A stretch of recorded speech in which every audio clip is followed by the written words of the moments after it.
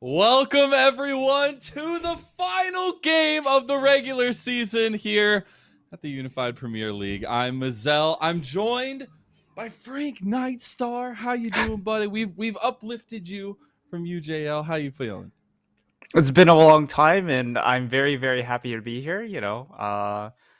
I've got, I feel like I have a bit of a fan base here on Unified, which I is would say always so. I would nice. say Yeah. so. Some Frank stands out there. No big deal. Talking about maybe I'm standing for. I've got Light Pulse joining me too. Light Pulse, how you doing today? Doing great. Excited. First time on the desk. Excited to watch Maryville CC play. It's gonna be a great time. It's going to be a fun one. I'm very excited. But we talked a little bit about the regular season finale here, kicking off in this best of three. But we got to bring up the rosters. We got to break down a little bit of the teams that we'll have battling on the Rift this time around. Light Pulse, you've had some very interesting thoughts across these rosters. hmm Let's go ahead and hear it. Well, Super Sunshine Fruitbasket Warriors, also known as Columbia College, running with the traditional roster. They only really have 5 players. They've played with the same 5 players all year. And then Maryville playing today without Odd Orange with Kind Jungle, and instead of Get Back, they're playing with Spyrax. Normally, you see Kind Jungle and Get Back come in together, but actually today they are separate. Definitely for Maryville, you're going to be looking at a more topside centric team. Chippies, known for Gwen, Camille, Jace, all the strong side 1v9 top laners. Izo, more known for the tank, team player, weak side rock. Malphite, Maokai, Tom Kench, and then Shogo, a huge highlight of Super Sunshine Fruit Basket Warriors roster. Maybe we'll see him pull out Draven, that strong side ADC. Could be interesting. And when I'm just looking over at the Maryville composition, it's so interesting because you talk about how the Fruit Basket Warriors are the same squad, right? But you've got the hmm interchanging pieces of Maryville, Frank. Yeah. Yeah, for sure. And that's just some of the really cool things that you can do with a 10-man roster, right? You can mix and match some parts, see what works best, or tailor your roster to your opponent in certain situations as well. Uh, I mean, for Maryville at this moment, I can't imagine that they're fully set on a roster. A lot of moving parts here. They are, of course, planning to take home the CeeLo Championship, and that's not for a long ways down. So, uh, certainly, they are planning for the long haul rather than short term. Yeah, they definitely are. And when we're talking about the long haul, we're talking about what these two teams are bringing to the table today. It's very opposite in many ways, Light Pulse. hmm So, as I said, Maryville, they really want to play towards Chippies. They want to give him as many resources as possible. Like all of his highlight plays, you always see him. Gwen, Camille, Jace, those type of top laners. And then for the Fruit Basket Warriors, it's almost the complete opposite. They really want to play for Shogo. As at the last Hugh Fest, Shogo averaged the highest CS per minute out of any player. He averaged a whopping 10.85 CS per minute, which was a whole 1 CS per minute higher than the second best, which was Array. So definitely look for a topside centric game for Maryville and a bot side centric game for the Fruit Basket Warriors. And I love that in the final series of the season, right? We do get these opposing sides, and you hmm mentioned a little bit of that Hugh Fest matchup going there, but Maryville crushed this squad at Hugh Fest, especially, Yes. and I think that that's an interesting point coming into this. Yes, it's been a little while, but there's a lot to be said from that. Yeah, it was a brutal 2-0. It was about each game was 30 minutes. CC or the Fruit Basket Warriors had some very interesting picks that game. Definitely look for Rovex's counter picks in this series.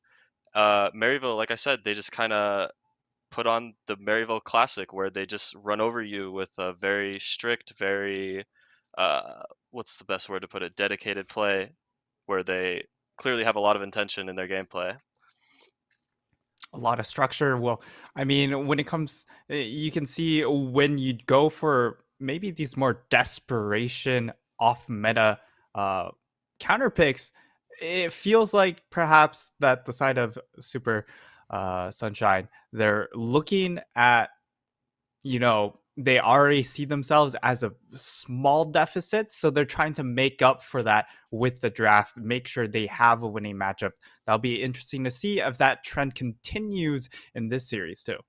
And For sure. something else for me is when you're looking at the team as a whole, you talk about some of those off meta picks, maybe some of the meta coming in, especially because Worlds is around. There's a lot of influence from that. But I want to go back to a point that you were kind of alluding to earlier, Light Pulse, and the fact that Shogo is just a monster when it comes to this bot lane.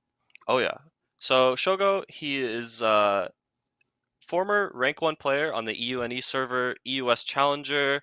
Definitely No just big deal, right? Just like brush yeah. that off your shoulder. Yeah. Like, ah, I yeah, mean, no, no. definitely something to brag about. And then, so he comes to NA, he's going to CC, EUNE import, as I said. He's just obliterating everybody in bot lane. Like, his CS per minute is crazy, as I said, highest at all of HuFest. He looks great. He plays a lot of weird champion picks. As we talked about the MU series earlier, Shogo played Kog'Maw twice, once without Lulu and once with, so it could be something we look for again today. Also, Draven has seen some prominence at Worlds. Shogo definitely renowned for his Draven on the EUNE server. I guarantee if you see Draven in Halo in like 2020, 2019 on those servers, you know who it is instantly. So definitely, I think a huge focus for CC is getting Shogo ahead, and I think a lot of their gameplay is based on how Rovex, how Colthrow can get Shogo ahead. And I think you go ahead. mentioned Colthrow, and Colthrow is one of those integral players who makes a lot of early game plays, and sometimes his teams will live or die by some of those early game movements. And I casted GVU when he played there on that squad, so I definitely remember he sets the tempo, but also he can really doom the game very early on. So you know, you like that kind of spice if you are in a bit of a perhaps a little bit lopsided matchup, because you want that extra little bit of X factor, right?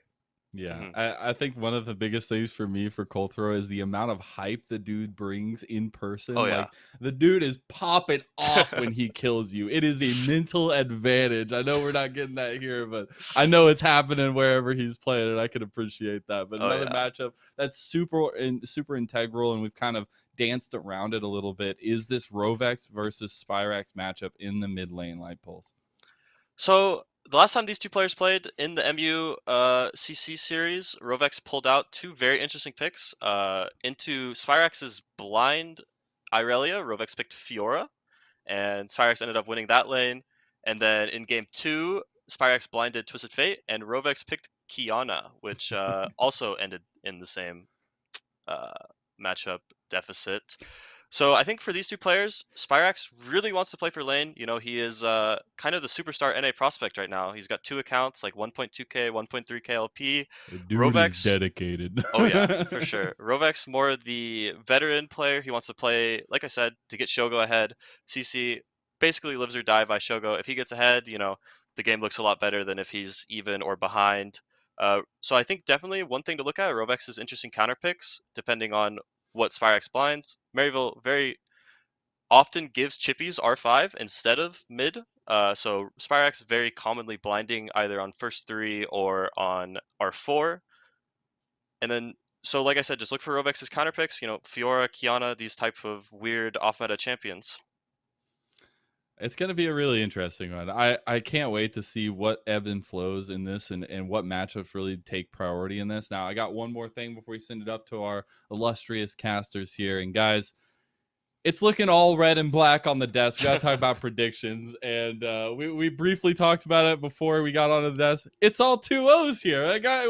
What's going on? Frank, I can appreciate your 2-0, but I like the fact that we're all in unison here on the desk. We got that synergy. It is a little bit syndrome. I'm disappointed Andy didn't put down my 3-0. I had a bit of trash talk. We gotta play the 3 games. Yeah, they got shellacked so hard from HuFest that one of those games came carried over. So you know, but yeah, it's a tough road ahead. We'll see what CC does to try and shake things up. We will have to see, as we're gonna send it over to our daring duo, Travesty and Rebel. Take it away. Thank you, lads, as we are ready to get into the UPL. As you heard from our beautiful desk host there, my name is Travesty. I am joined here with Rebel and Rebel Thoughts, man. We got a fun series here. We got a little bit of a rematch, some revenge possibly could be on the mind here between Maryville and the Super Sunshine Warriors here from the land far away. Yeah, Super Sunshine Fruitbasket Warriors. They're the heroes of everybody's heart for their phenomenal name. But of course, they're representing what is the squad that is Columbia College.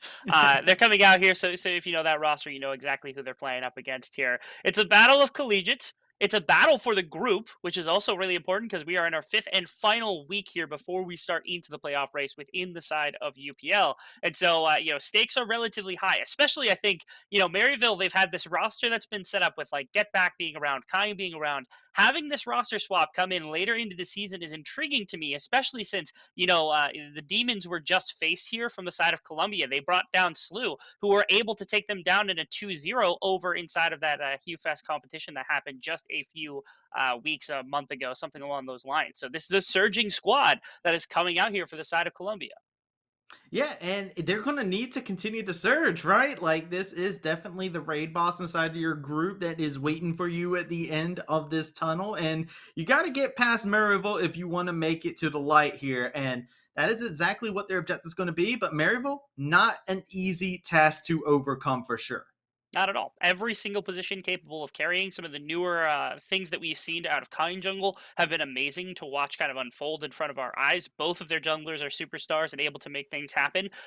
Now this interest comes about. I know our desk talked all about how Get Back gets about on the map and that we have a lot more kind of individual play for Spirax. And I wonder what kind of interactions. I remember talking with Get Back saying, okay, I think both of us, myself and of course referring to the other mid laner of Maryville, he was starting today in Spirax, that they could be very cooperative, try to build each other up as much as possible. So while yes, Spirax is really heavily known, he's this grinder, he's amazing on the ladder, he's an incredible individual player. I'm curious if any of that has rubbed off on him, if Get Back has been able to get him out of that mold a little bit and get him affecting the map a bit more, especially to help out Kind.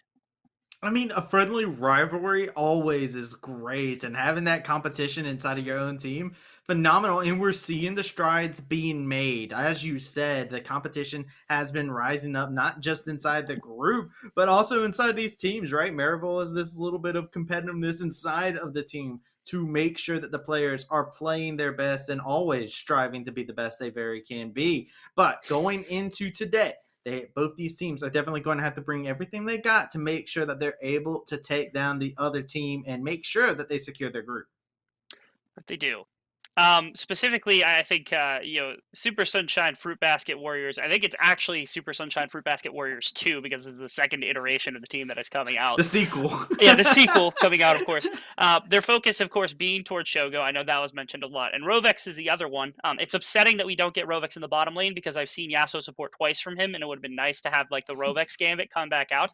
But I liked the point that the desk had actually made about specifically the counterpicking that can come out from mid lane. Both mid laners, especially I think more so Rovex than his competition here in Spirax, is capable of taking a bunch of different champions and using it to try to mitigate this powerful lane that Maryville has set themselves up with. A question for me now is if Rovex does well, if they're able to get their kind of middle map going and support into Shogo's kind of win condition style, if Izo is able to kind of sandbag top lane the way that their their style ends up like playing out in the majority of games, does that change anything for Maryville? Does Get Back actually show up, come into this roster, and start making those global impacts the way that we've seen him kind of do over the previous couple of weeks? Or are they going to double down back into Spirax, maybe swap sides, try to get him in the advantageous mad matchup and help out the map in that regard? Again, trying to see if that versatility has come out a little bit.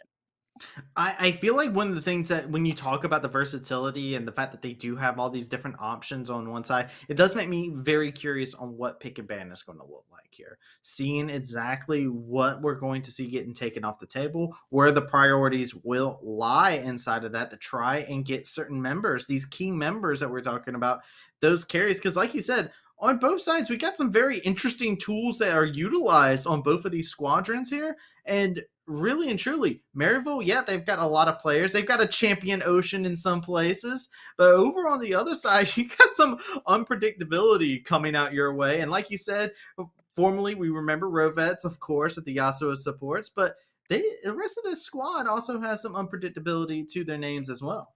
What shows up for me here is especially that this is the first patch where we've had some games since the most recent update a couple days ago in that 11.21, combined with the fact that we're seeing World's meta continue to unveil or kind of develop. Just this morning, we had some differences come about from T1 being able to take the 3-0 win over Hanwha Life. My apologies to anyone who hasn't watched it yet. Spoiler alert. We never claimed not to be a spoiler stream. Yeah, you didn't even Viewer do a discretion is hashtag, advised, pretty much top to bottom in that regard. So when we get into draft, I'm curious how not only this World's meta, but also what these teams have taken in the past and kind of this comfort like you talked about, but then even in the continuation of like, what did this patch do to some of the preferences for some of these champions? I mean, when competitive comes out, right, it always makes everybody turn around and act a little bit funky, right? Everybody sees a competitive patch and they're just like, all right, hold on. There's all sorts of spice here. We got to see a lot of prevalence and stuff like Yuumi and whatnot. So who knows? Maybe the cat comes out of the bag here. But ladies and gentlemen, we are going into pick and ban here, and we will see exactly what these two teams are going to prioritize here early, with Maryville taking the blue side. The biggest thing for me that I'm curious about, Super Sunshine Fruitbasket Warriors, they like to play around Shogo on the bottom side. There's a couple champions that kind of stepped up. One of them he got a pentakill on, and that was Jinx, just received buffs this patch. The other one is Zaya, got some very kind of creative buffs that have made her a little bit more focused on using Q and kind of poking down champions from a further distance. And you think about the safety that that champion specifically brings. If they take off some of the powerful champions, things that we've seen previously, things that like have a bunch of range to them, you talk about like what would be Varus, what would be Ziggs, things like that were in the pocket of like Azog previously, even like the Misfortune being taken off the board potentially. Is Shogo able to bring out a champion like that is both self-sustaining and capable of carrying a fight? And how quick was that turnaround, right? Because that patch just happened, so it might have been difficult to try to make that adjustment, but if they did, they could be ahead of the curve in terms of the AD meta. I want to see if that's the case, man. Like, it's always exciting when you get to see the Trailblazers come out here inside of UPL and see what they're going to be able to bring us with some excitement. Maryville, first pick. Have to see what the priority is on. Illusion, easy pickup. Relatively able to snag quite a bit, and they go right back to Misfortune. The nerfs, not that humongous on the champion, not going to completely take the champion out of the meta altogether. There's a bit of mana and a little bit of mana cost on like the W, nothing too crazy, so the damage is still there. The champion is intact, just shaved off a little bit of some of the laning stats and things that come about, but nothing that was going to make a massive impact in the first place. What is a lot more interesting is the Udyr coming out here immediately for Cold Throw. That was something I wasn't expecting. I'm gonna be honest. Wasn't expecting just a straight up like, yo, come on. That is assertive coming out. A little crazy because we saw basically no changes come out from the likes of the Udyr over this patch or any of the other ones, and yet here it is. They're bringing it out as fast as possible, and we're even seeing a bit of flexibility. Again, this is at least the first instance of what we're seeing from Spyrax, where it's Twisted Fate coming out. This is not Twisted Fate for Getback, who's played it multiple times, not just for the team, but also in this tournament he's played it multiple times. Yes. Now it's Spyrax's turn to make that impact on the map. What we expected from Getback, the versatility showing up here immediately for Maryville. Love to see it and see if he'll be able to be that proactive member that they need.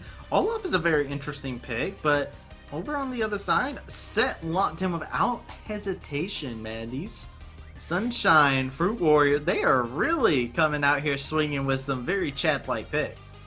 Just as much as possible.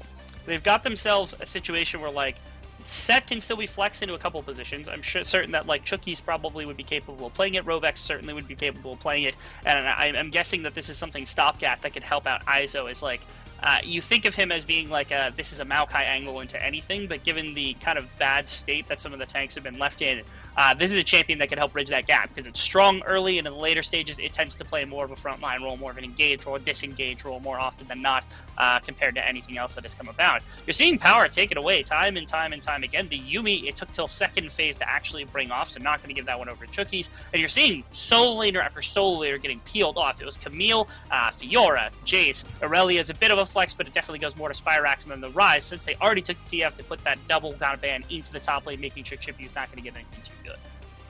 Make sure of that as Corky locked in here. So that's going to be a Rovet's pick here, I'm assuming. And I don't know exactly. I say assuming because I never know with these guys of 100% certainty where some champions are going, but something I can be certain of is that Lilia. Yeah, so Kind Jungle actually played back when Iconic was on the roster, and Iconic was an amazing Lilia, and the two of them shared a bunch of ideas. And so it's not shocking that this is in the pool of Kind Jungle in the background. He also loves things like the Evelynn. Like, he was a really big Evelynn player, amazing Evelynn player. So the AP champions, you think that they're there. Here, going to use it to try to space out the likes of Cold Throw, making sure to kind of use that movement speed passive coming about. And the other thing that this changes is, like, I suppose we haven't considered the possibility of the flex between Olaf and Lilia between jungle and top lane. Yep. But Chippies has taken Olaf top so many times that it is entirely likely that that's what we're going to be witnessing in this top side of the map, where he's going back to something like that. And notice also that Shady has gone towards his Rakan to help out, roaming across the map, trying to match a little bit of what Corki might be able to do, or more importantly, try to put some impact into mid lane where you see Spyrax is at. They have a couple of options for themselves, like you said. When comfort dictates, it dictates the Olaf going towards the top side, and we do see some comfort on the Rakan to help initialize some things. Nautilus was the final piece added to this puzzle that is the composition over here onto the red side, as they're going to have quite a bit of pieces for themselves. And my question here for you, Rebel, is looking at this team composition, right? This is not a standard team comp, I feel like. You got a couple pieces that we see normally, but this Udyr, I can't stop looking at it, man.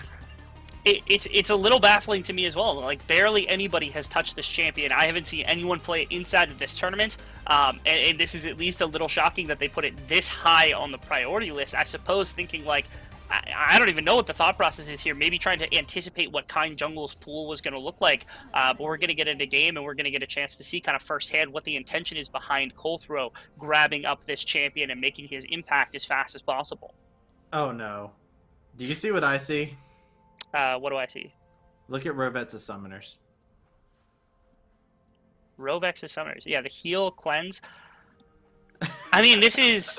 So the intention behind the Corki here, right? Like, if you're looking at this game all together, you see Corki in this composition, you're not getting a ton of setup from anywhere. You got, like, Nautilus, which is great, but Iso has to be in melee range to do anything. Coldthrow has to be in melee range to do anything. And you've got, like, an E coming out from your Misfortune.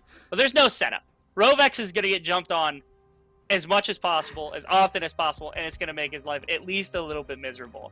So with the Unsealed Spellbook to get through the laning phase, trying to make sure that the gold card isn't going to be of anything kind of aggressive with the combination of the heal and cleanse. And, like, because you get the package, you don't need teleport all the time. You can make your impact elsewhere. Rovex this is a goofball way of going about something like this, right? But it is at least it's the Rovex way, right? It's the Rovex way. The Rovex gambit comes back, at least in this particular sense, in the ghost heal, or the heal and the cleanse at least. It's not a horrid setup just for making sure that the denial is there from Spyrax if they play towards the TF lane, which is a rarity, but it is possible. Given that you're looking at a Corki who's a squishy champion, the escape is very high mana cost. They could play into Spyrax's lane with things like the Lilia, with things like the Rakan, and make their lives miserable. Izo's about to be made miserable because this is a nice little flank angle that we've got from Shady.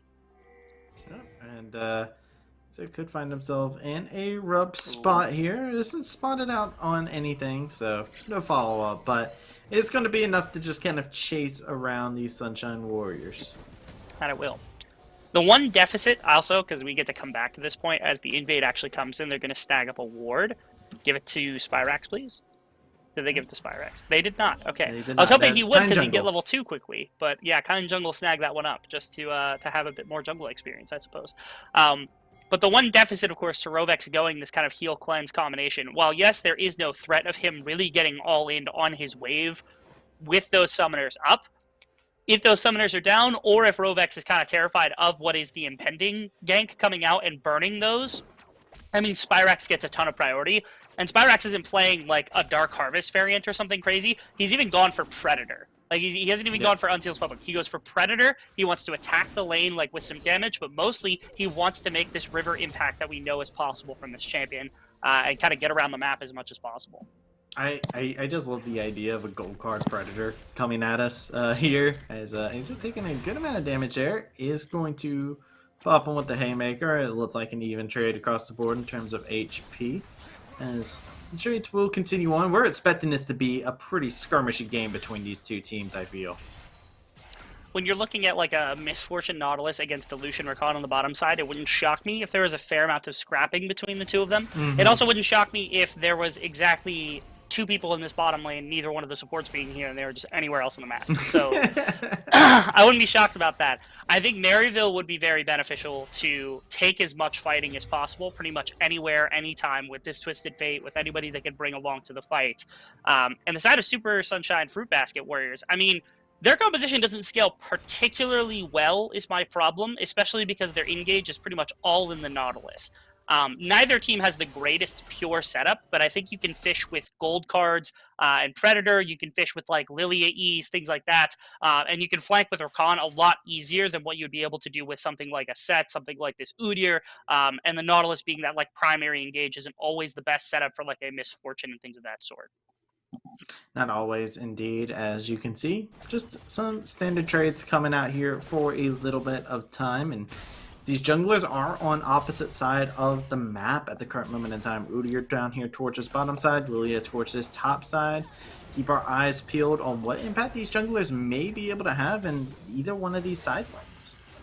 Corthor is clear, looking really, really fast right now. Even the Lilia is pretty cool. So he's going to find his way into bottom side where they've had this push pressure. You do have, of course, like the very powerful combination of what is the Rakan and the Lucian. Lucian seems to have taken a bunch of damage, so Azog at some point just took too much. But you have to be very careful trying to dive Rakan at level 3. Goldthrow is going to find him, but it's not going to actually amount to anything.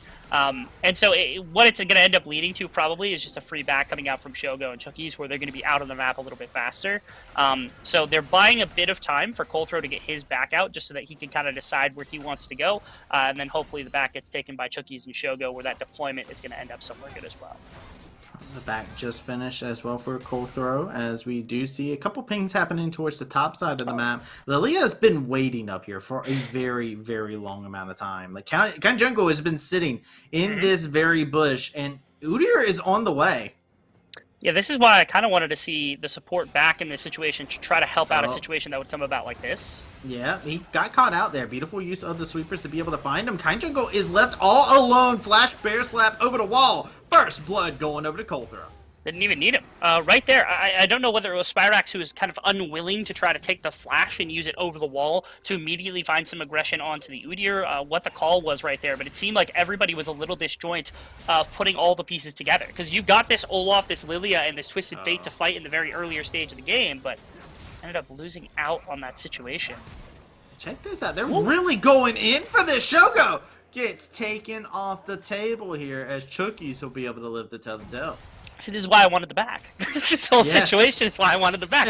You saw the play was getting set up by Maryville on like somewhere else. If you have your support, then that situation has no chance of going right, even though it did. But then they get to force on bottom side because you hadn't taken any of the health bar off of Rakan. You're able to get a good trade onto the Nautilus after the aftershock had gone down, and it leads to a kill coming out here. So it's a lead on bottom side. They got traded for that trade of top side pressure, where Kind Jungle found himself in a rough situation. Hopefully that was more of a communication fluke. Again, Spyrax isn't the most experienced. They've been rocking Get Back for a fair amount of time, so hopefully this is a one-time instance and not something we'll see consistently happen throughout the remainder of the game. Yeah, don't want that to spiral out of control, as communication is one of those things that is can really change the flow of everything. A variable we don't get to hear, and have to see if they will continue to if they can regain their composure here. Scoreline currently 1-1 on the table, and we are seeing Chuckies being the first person to actually roam out of this bot lane. Nothing too shocking. Just hovering, making sure that Rovex is going to feel comfortable. It seems like their late game plan actually very heavily rotates around what is going to happen with Rovex. Not to say that Shogo can't have this massive impact on the MF. You've got that insane game-changing ultimate as well, but you know, when you've got a Corki on your team, especially one that's going for like unsealed spellbook for the laning phase, starting into a tier as fast as possible, the expectation is that Rovex is going to be going for a very deep scaling type Corki build, where on 3-4 items he's just going to become this monster. And this has actually opened up pretty well. Bottom side has been constantly shoved from the side of Columbia. Shogo Chucky's doing a good job down there, and they're kind of transitioning into a dragon stacking mechanic where now you get to use your MF ultimate around some of the neutral objectives if you control the next dragon or two, something along those lines, because then you can force team fights against Maryville inside of the river where they're closed off a little bit more. Check this off, an engage happening here. We do see Maryville is looking to go ahead and TP down here into the bot side. We got a little bit of a skirmish coming on as Chippies is looking for the flank into the bat side. Cold throw going to find himself getting taken down, caught in the undertow. Destiny has been popped. It is going to be Spyrich joining into the fight, but he joins it just in time to eat an anchor toss. Izo hits him with a beautiful haymaker, and Rovets is here to try and clean up the rest. The Rockets not able to hit their marks, but Rovets wants to continue forward, has the heal pop, but is going to have to cleanse that Lily ult. No lullaby coming over here, and now it's a re-engage. Jungle wants the heat, and Spyrets will pick it up. Chookies goes down, and it is all even across the board in the bot lane.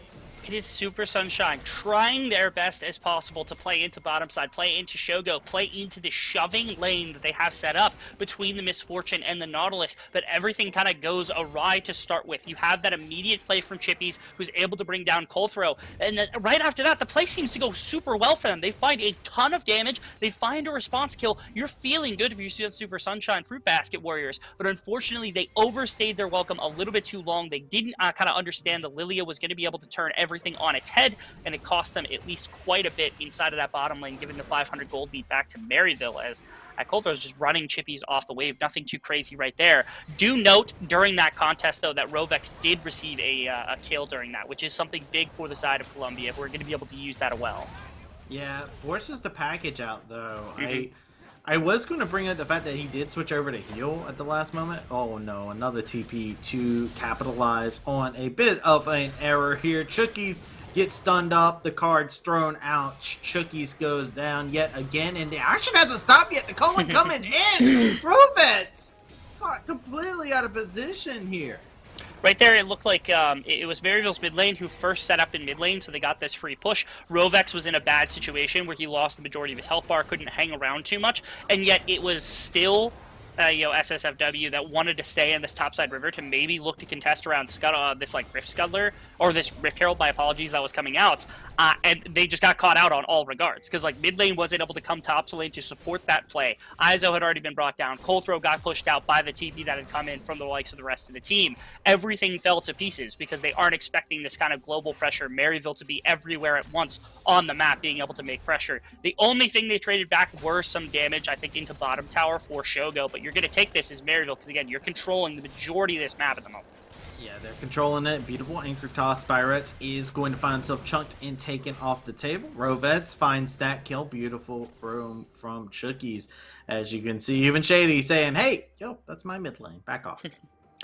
As much as possible, I think this is eventually going to be the game plan, is just trying to put more and more gold into the pockets of Rovex. They don't care too much about where the gold is going to go on the side of Maryville, because again, forcing isn't the easiest thing in the world. When you've got like a Rakan as your primary engage, when Lilia has to fish and try to use an ultimate, something like that, or a gold card, running in with a Ragnarok, these aren't the best ways of just saying, okay, we're going to team fight right this second. So having this like, 2,000-3,000 gold advantage isn't as easy to try to apply as what would be with something of that engage, or an even higher advantage where your damage actually means something when you hit somebody very hard with it in an immediate sense. So here, all they really have to do is make sure, if they can keep their dragon stacking going, make sure that they can pressure in the right situation for Shogo to use that ultimate, better for them. But honestly, just stalling out this game, making sure Rovex is going to have the gold he needs to try to carry in the later stages could also just be an easy enough play. Quick thing coming through. Depth charge being used as well. Everything used to try and stop the efforts of this Rakan, but the Colon finds its mark all the same. Azog on a killing spree down here in the bot lane. This is the fear that comes about, which is that this Lucian is going very, very crazy right now inside of the laning phase. It was, I think, Super Sunshine Fruitbasket Warriors, we talked up how good Shogo is. We've talked about some of the pressure they've put into the bottom side, and yet it has been Azog who's come out ahead a bunch. It has been Azog and Shady, the combination, who've been able to outplay on the bottom side and make things miserable. Izo now actually taking quite a bit of trade damage from Chippies, who just keeps running at him, and what is Izo to do? He just stands there and takes the damage. I mean, yeah, what are you going to do? CC him? Haha, funny joke. Chippies is on the Olaf, feeling very comfortable. Destiny has been used So they have an Four members idea to of top. what's happening top side here. They see the rotation. Destiny is used. Spyrat's looking to go ahead and start this play off. Gets a nice gold card, followed up by Shady. Damage coming through as they're going to go ahead and use the Lullaby onto this Udyr, but nobody is in position to be able to punish it any further.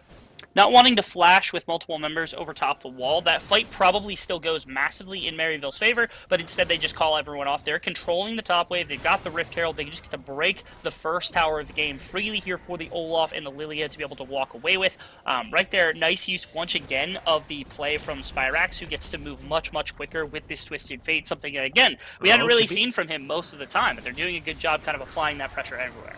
Yeah, they're trying to see if they can stop a second charge from happening. They will succeed at that. They force out the Ragnarok. So SSFW doing a great job, except when we go back to the bot side here. Azog is kind of terrifying with the Scare Force. If we're understanding how this game wants to be played, things going well in your side lanes is just like what the expectation should be for the side of like Super Sunshine Fruitbasket, or at least equalizing your side lanes, not giving up anything. But so far, Maryville's been able to push their pressure on these side lanes insatiably well. It has been incredible. You've got 2 kills, first tower blood here for the Olaf into the set lane, and on the other side of the map, this Lucian pretty much has his entire stock, anything that he wants, into the likes of the MF to find some aggression as well. It's making it very difficult for them to slow down the pace of the game. They now have pinched off both of the outer towers.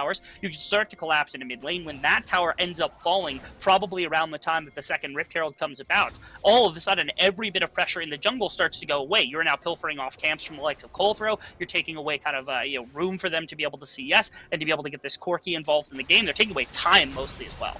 Look at this. Shogo is like going to just absolutely punish Spire. I mean, yet again, we start talking about how Maryville is coordinating themselves, but they do a move like that, and you're like, wait a second, where'd the coordination go?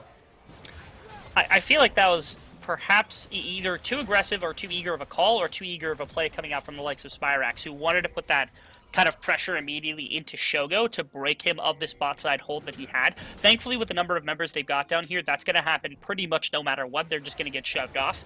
But a little bit of patience would have been huge there. More fighting. He's going to have to try and get away here. The Ragnarok is going to be used. Chippies will execute Corki, and now the Lullaby comes out, and it's the last thing Chookies will hear while Shady just solo killed Shogo. I'm sure it wasn't completely solo. I'm sure it's not like he 100-0 Shogo right there. But yeah, we saw the pressure being applied to bottom side, and Shogo stuck around to catch that wave. And Chippy's got to transfer down from top side into mid lane just to kind of overload on the bottom side of the map, because ISO wasn't, they said, okay, you either teleport and you try to respond to this fast enough for me to not get the kill, or you don't, and you can take off a couple of plates to top side. I don't care. You're a set. You're not going to accomplish that much. And here, Super Sunshine Fruitbasket Warriors, they just aren't quick enough on the draw to pick up on that. They cover neither bot lane nor mid lane, end up losing bot lane tower, end up losing Shogo in the process, even after he had that great outplay that cost the death of Spyrax. And that also led to a mid lane play going over because no one was there to support that as all well. And so Iso just, he picked up some of the farm, got a little bit of plating on top side, but not worth it all the trade. Man, this is a bit rough on their behalf here. As when you look at the gold, it is definitely ballooning at this current moment in time. A 5k difference in gold at the current moment in time. Baron hasn't spawned just yet, as we are getting closer to that 16-minute mark. Dragon has been up for a little bit of time, but neither one of these teams are concerned about that. They are hungry for some kills. Every single player also on the side of Maryville has a gold advantage over their counterpart, which is just, again, not in the slightest how we wanted this game to play from the side of Super Sunshine Fruitbasket Warriors. They wanted to stall this as much as possible. Dragon is on the board that they could take. Honestly, the longer they leave the second dragon up, the longer it still takes, so they're okay just leaving it and taking it whenever there is a response to be had across the map. This fight is very split. The package going into the bad side. Azog is going to be the target. Chookies and Rovets are alone in this effort, though, and this Lucian does so much damage. You need to bring more if you want to take on Azog, as he's going to find himself 2 easy kills. Guy Jungle will take care of Colthrow. Now it's the flank coming over to the remaining members. Everybody is been taken off of the table. Iso is the only person left. A haymaker coming through, but has to flash over the wall. The Lullaby comes in. Shogo gets a kill on the Shady, all things considered, but Maryville are just playing this out so well. It's a game of patience that is not being won from the side of Super Sunshine Fruitbasket Warriors. Not only are they kind of lost all of their control in side lanes pretty much entirely when the Lucians started to snowball, but you can see the disconnect in teamfights is there as well. It's really hard to get everybody into kind of a single mindset when they're not getting engaged into, when you don't have both your carries in the same area to be able to cover one another. When you split like that, when Rovex goes on that dive to try to find Azog, yes, it was really close to happening on another item, another half an item. Rovex almost certainly confirms that kill, but because they chose that timer just a bit too quickly, split off from their team too fast, everything goes completely to garbage here for the side of SSFW. And so now Maryville sits on what is a 7,000 gold advantage. I don't think that kind of explains the deficit that's currently being held, given that there is very little chance of a team fight going well, barring a fantastic string of ultimates coming out from Super Sunshine. And Maryville holds kind of individual advantages across the board, which means you can't contest in one-on-ones, which is what we saw in that last fight. Is even in situations that are advantageous, where you've got like Corki into Lucian, where Corki's got some itemization, he is too powerful to take on his own, and you're not going to be able to bridge that now after a bunch of this gold has flowed back. Second, Rift Herald now to Maryville. They can continue to bear down on these towers, and the objective control goes to them. That Cloud Drake, did it go to Super Sunshine Fruitbasket Warriors? It did. Okay. Well, we have that at least. We've got that one piece at least. Yeah, they grabbed that. Shady also getting grabbed, and he's going to lose half his HP for it, but now it's Maryville looking to kick things up in terms of aggression over here into the top side. They do have Herald. They're going to go ahead and use this, and this is going to be the inner tower dropping in the top side. That's second Herald. That's Shirley. We've been over this time and time again. It's Shirley. Shirley to you, but it's not really Shirley. They said it on the world's broadcast this morning. It's Shirley. Just propaganda. I will clip it. I'm gonna clip it and put it on our desk. That doesn't listen. Just because somebody says it doesn't make it true, okay? Except when I say it. All right. Just because professionals, people that get paid a lot of money to cover the top teams in the world, say it doesn't mean I'm that a professional in my own right. Okay. That's fair. That's fair. Okay, I get that.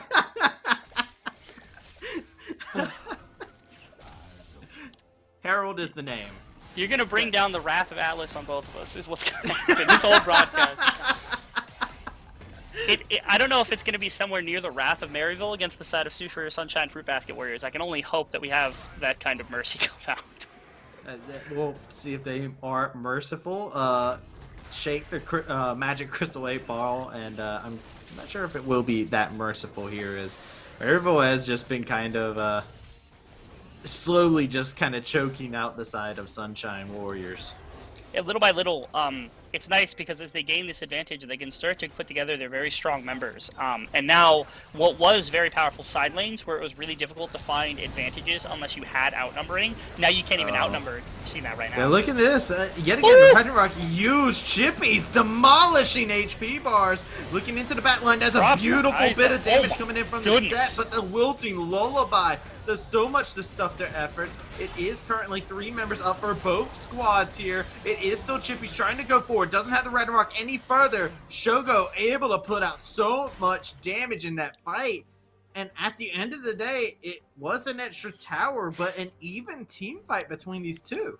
I gotta give an enormous amount of props to Izo right there. He set up this play. Maryville is committing super hard into this bottom tower. They're saying, okay, we're gonna dive it. We're gonna find the pickoffs. They found a couple to start with, and somehow flashless Izo is able to get into a position where he can CC, stay alive long enough, put off a little damage, but also set up that humongous bullet time coming out from Shogo that turns that fight completely on its head. I talked about the team fight being difficult to execute when you're going to give them that easy of an ultimate, that Izo's able to just run in and get it. Maryville has to clean something like that up. That feels really mistaken on their part more than it feels like a great play. But good on Izo to be able to execute on it because, again, helps turn at least that situation heavily in favor of his team, gets more kills onto the likes of the MF as well, which is big for Shogo, being able to help try to carry these fights with these bullet times. Shogo showing he has that eye for opportunity. Looking to see if possibly Sunshine Warriors are going to be able to continue to keep that eye. A bear slap aggressively hits onto Shady. Lots of damage coming through. They get a little bit of flashbacks and say, oh, Shady's a little bit too low for us to continue this on forward. They are. They find quite a bit of damage into the Recon, but you can see the health bars of both Colthrow and Iso, two of your tankiest members, were dented very heavily. You still have the Twisted Fate, who's able to ultimate or Predator from pretty much either mid or top lane at any point here, in this case top lane, and show up to a fight. And so the enforcements were not there from the side of Super Sunshine Fruitbasket. Instead, they're just trying to claim control of their top river. The fear of this Baron going over is legitimate. They've got multiple carries that are able to do either percent health damage, or they're able to have consistent damage in general, like the Olaf, or both in the case of like Lucian, TF. Everybody's able to put out a fair amount of damage, and their turning potential is also very big when you're all clustered together. It helps the Rakan and the Lilia quite a bit. So the Baron, very real fear here to have to worry about from the side of Super Sunshine, as they want to tackle as much as possible in their top jungle just to make sure they can contest. With two dragons, they're not super worried about making sure that they're going to be able to contest that 100% of the time. They are far more concerned at losing that Baron, or especially losing a fight around the Baron, just because their setup isn't proper. 100% agreed. As you can see, the nerves that are currently on these two squads, as you can see, Kind Jungle is going to go ahead and take advantage of this dragon by themselves. A little bit of side lane pressure being put on by both of these top laners. Rebet's getting caught out of position though. Colthrow is next up, took a lot of damage there. Depth Charge is going to be able to connect onto the Lucian. He is trying to run for the hills. Nobody to cut off his retreat. Iso is still looking for him. While this is all happening, Kind Jungle finishes up the dragon. HP bars very low indeed. Iso is hunting right now for Azog here. Is going to drop the ward, see Chippy's there, and we'll go ahead and disengage from here. They will. Really, it was a very... Oh, actually, we're getting more of this play. A continuation of the attempted pick onto Colthrow, potentially. Yeah, maybe. That would be a huge pick to be able to grab, but the Destiny is going to be used just to go back into the mid lane. Hey, listen, he popped it for the vision, said, all right, I'll go a couple feet with it. He keeps them a bit more honest, because in that situation, again, you have the worry of, like, Colthrow is low, but everybody else has a full health bar. Maybe they can scrap together the semblance of a team fight, given that, like, Lucian wasn't around. And so it was an interesting application of kind of, pressure right there, where Maryville's like, okay, you have decisions to make. Do you want to fight right now? Do you want to turn to Baron? Or do you want to start backing? We're not going to let you take time to make this decision, and that's why they press the TF ultimate. They kind of feint this Baron coming out because they know Colthrow has to back, and this setup allowed their Lucian to redeploy on the map, took out any of the wind that could have come through from Super Sunshine's sails after burning the summoners out from Azog, and burning a bit of the health bar from the likes of the Lucian and the Rakan. That, like, in another play, when they're more even gold, they absolutely turn and threaten Baron immediately because they've got this super powerful team fight. But given the fact that they had just burnt the bullet time, given the fact that like everything had gone kind of awry for them, that little bit of off-tempo pressure from Maryville, especially from Spyrax on that Twisted Fate, was gorgeous in making sure that they didn't get to do anything. Colthrow being spotted yet again. As you can see, they have a target on the Udyr for sure. They are looking to see if they can put him in the dirt. As Sunshine Warriors, they are looking for their second tower of the game, looking at that top lane tower, looking nice and juicy for them, as these squads are just trying to put up a little bit of a defense from the side of Super Shine Warriors. So this is an interesting portion of the game that we found ourselves in. We've got this insanely powerful combination of multiple champions from the likes of Maryville, but it only gets put together when you've got this amazing Rakan engage. Oh, beautiful engage coming out the Destiny into the backside. This mid lane is decimated, and all who were defending have been left as corpses. This is going to be an immediate trigger for the Baron.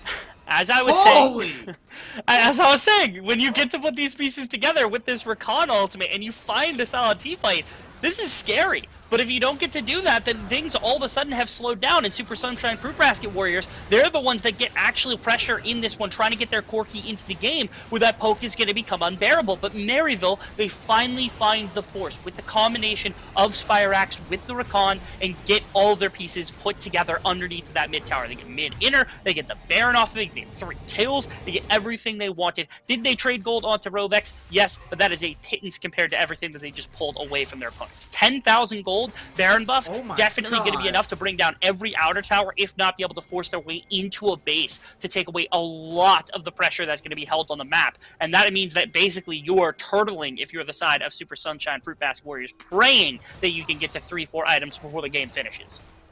Or Maryville really did just sit there and load up their shot and make sure the aim was perfect for that play. And now we got Dragon coming up in less than a minute and a half now.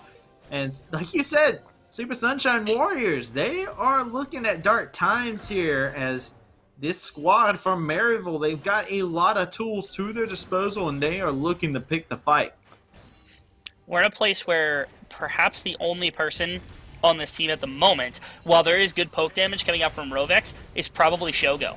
The combination of those two is going to be like absolutely necessary to land some of the poke and to land an amazing bullet time. If that does not happen, it is extremely unlikely that we can see the side of SSFW make any semblance of a stand here.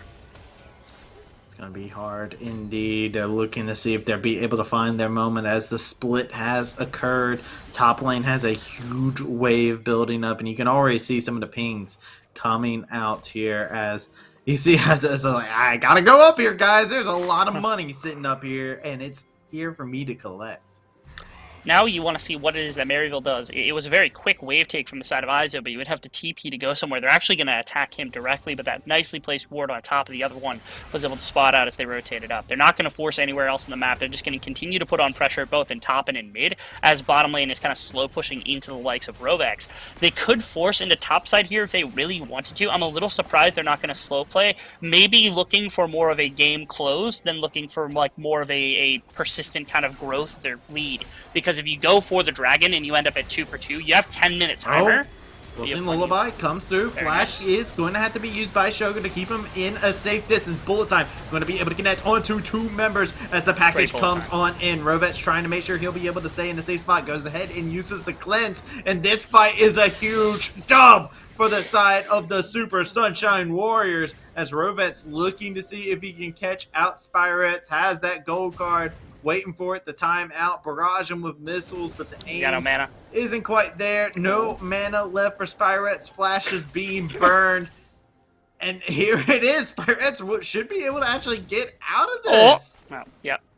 Gonna give up his Rovex as Maryville made a very conscious decision. They said to themselves, okay, we have a 10,000 gold lead, but we want to use it to break the base more than we want the dragon, right? Like, that's a very legitimate concern on our part. So instead of taking the very kind of high percentage play and saying, okay, we push in mid, we push in bot, we control the jungle, we walk back to the dragon, and then we come back to pushing somewhere in that regard. Do you break the base? Probably not. Probably doesn't happen, but at minimum you get to control what happens with this dragon, so there's no threat of the soul, and it means that you continue to have this 10,000 gold lead. Nothing really shifts away from you, and pilfering away kind of jungle camps continues that lead to some extent, shutting out at minimum Cold for one of your higher level members. Rovex stayed way too long in the side lane.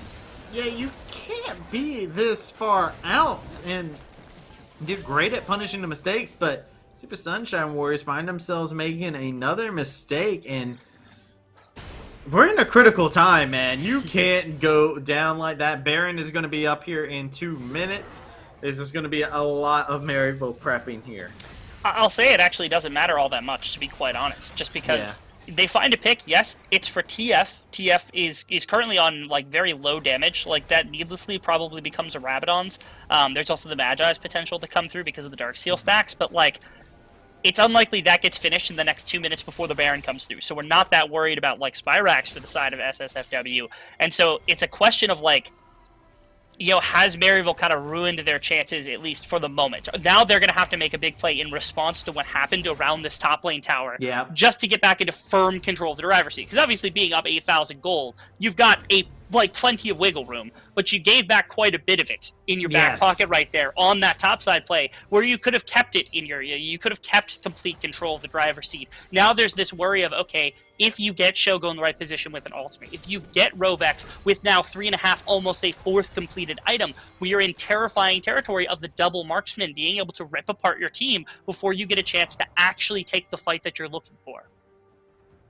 I feel like I want to see what Maryville's strategy is going to be right now. Like, I feel like in the last bit they found a way where they were able to, you know, pull the trigger with the Rakan, and then they kind of just roamed around and looked for possible picks, but they weren't really coordinated on what the idea was. And now we're in this situation, seeing what they're be able to come up with as a reality. Right now, even though the gold is not in their favor, I mean, a gold lead only matters so much until the end of the game, right? Like, eventually, the other team will catch up in gold no matter how far behind they are.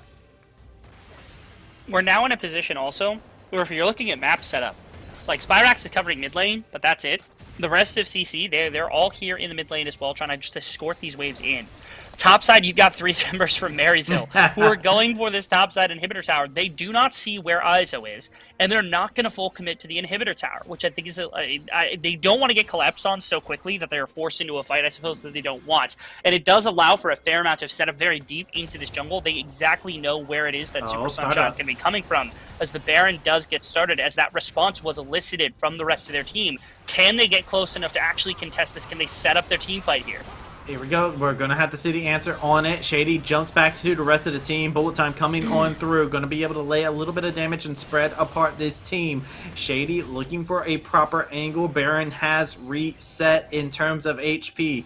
Chippy's trying to bulldoze his way through the mid lane. We do see the inside track. It's going to be Shady going in for a huge engage. The E is going to have to disengage just very swiftly. Chippy's going to be able to find a kill onto Shoko as he's looking to continue on forward. The Ragnarok is going to be able to keep Chippy safe as he just goes through with Reckless Abandon. Gets the double kill. Both carries taken off the table. It's only Cold Throw that is left standing. He can bear slap as much as he wants, but he will not be able to slap his way out of this situation. This is certainly going to be a dub for Maryville. So I don't know who it is that actually made this call happen, but during this situation, you saw that the culling was actually burnt by Azog onto the Baron.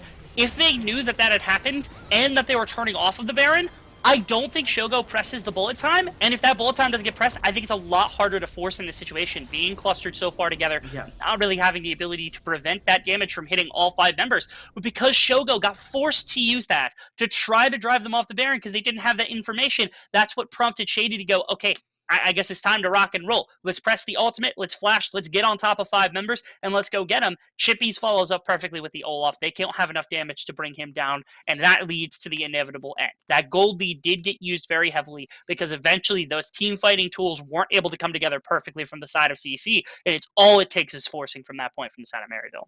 I also love the fact that we did see at the very end there as it was like, no, Olaf, get away from my carries. He tries to, pile drive him away, and he's just like, wait a second, where did he go? And he's still right there because he is Ragnarok. He is unstoppable. You can't CC that. So you can see what Sunshine Warriors wanted to do there, and unfortunately didn't get to go in the direction. But Maryville taking themselves the lead here inside of the first game of this series.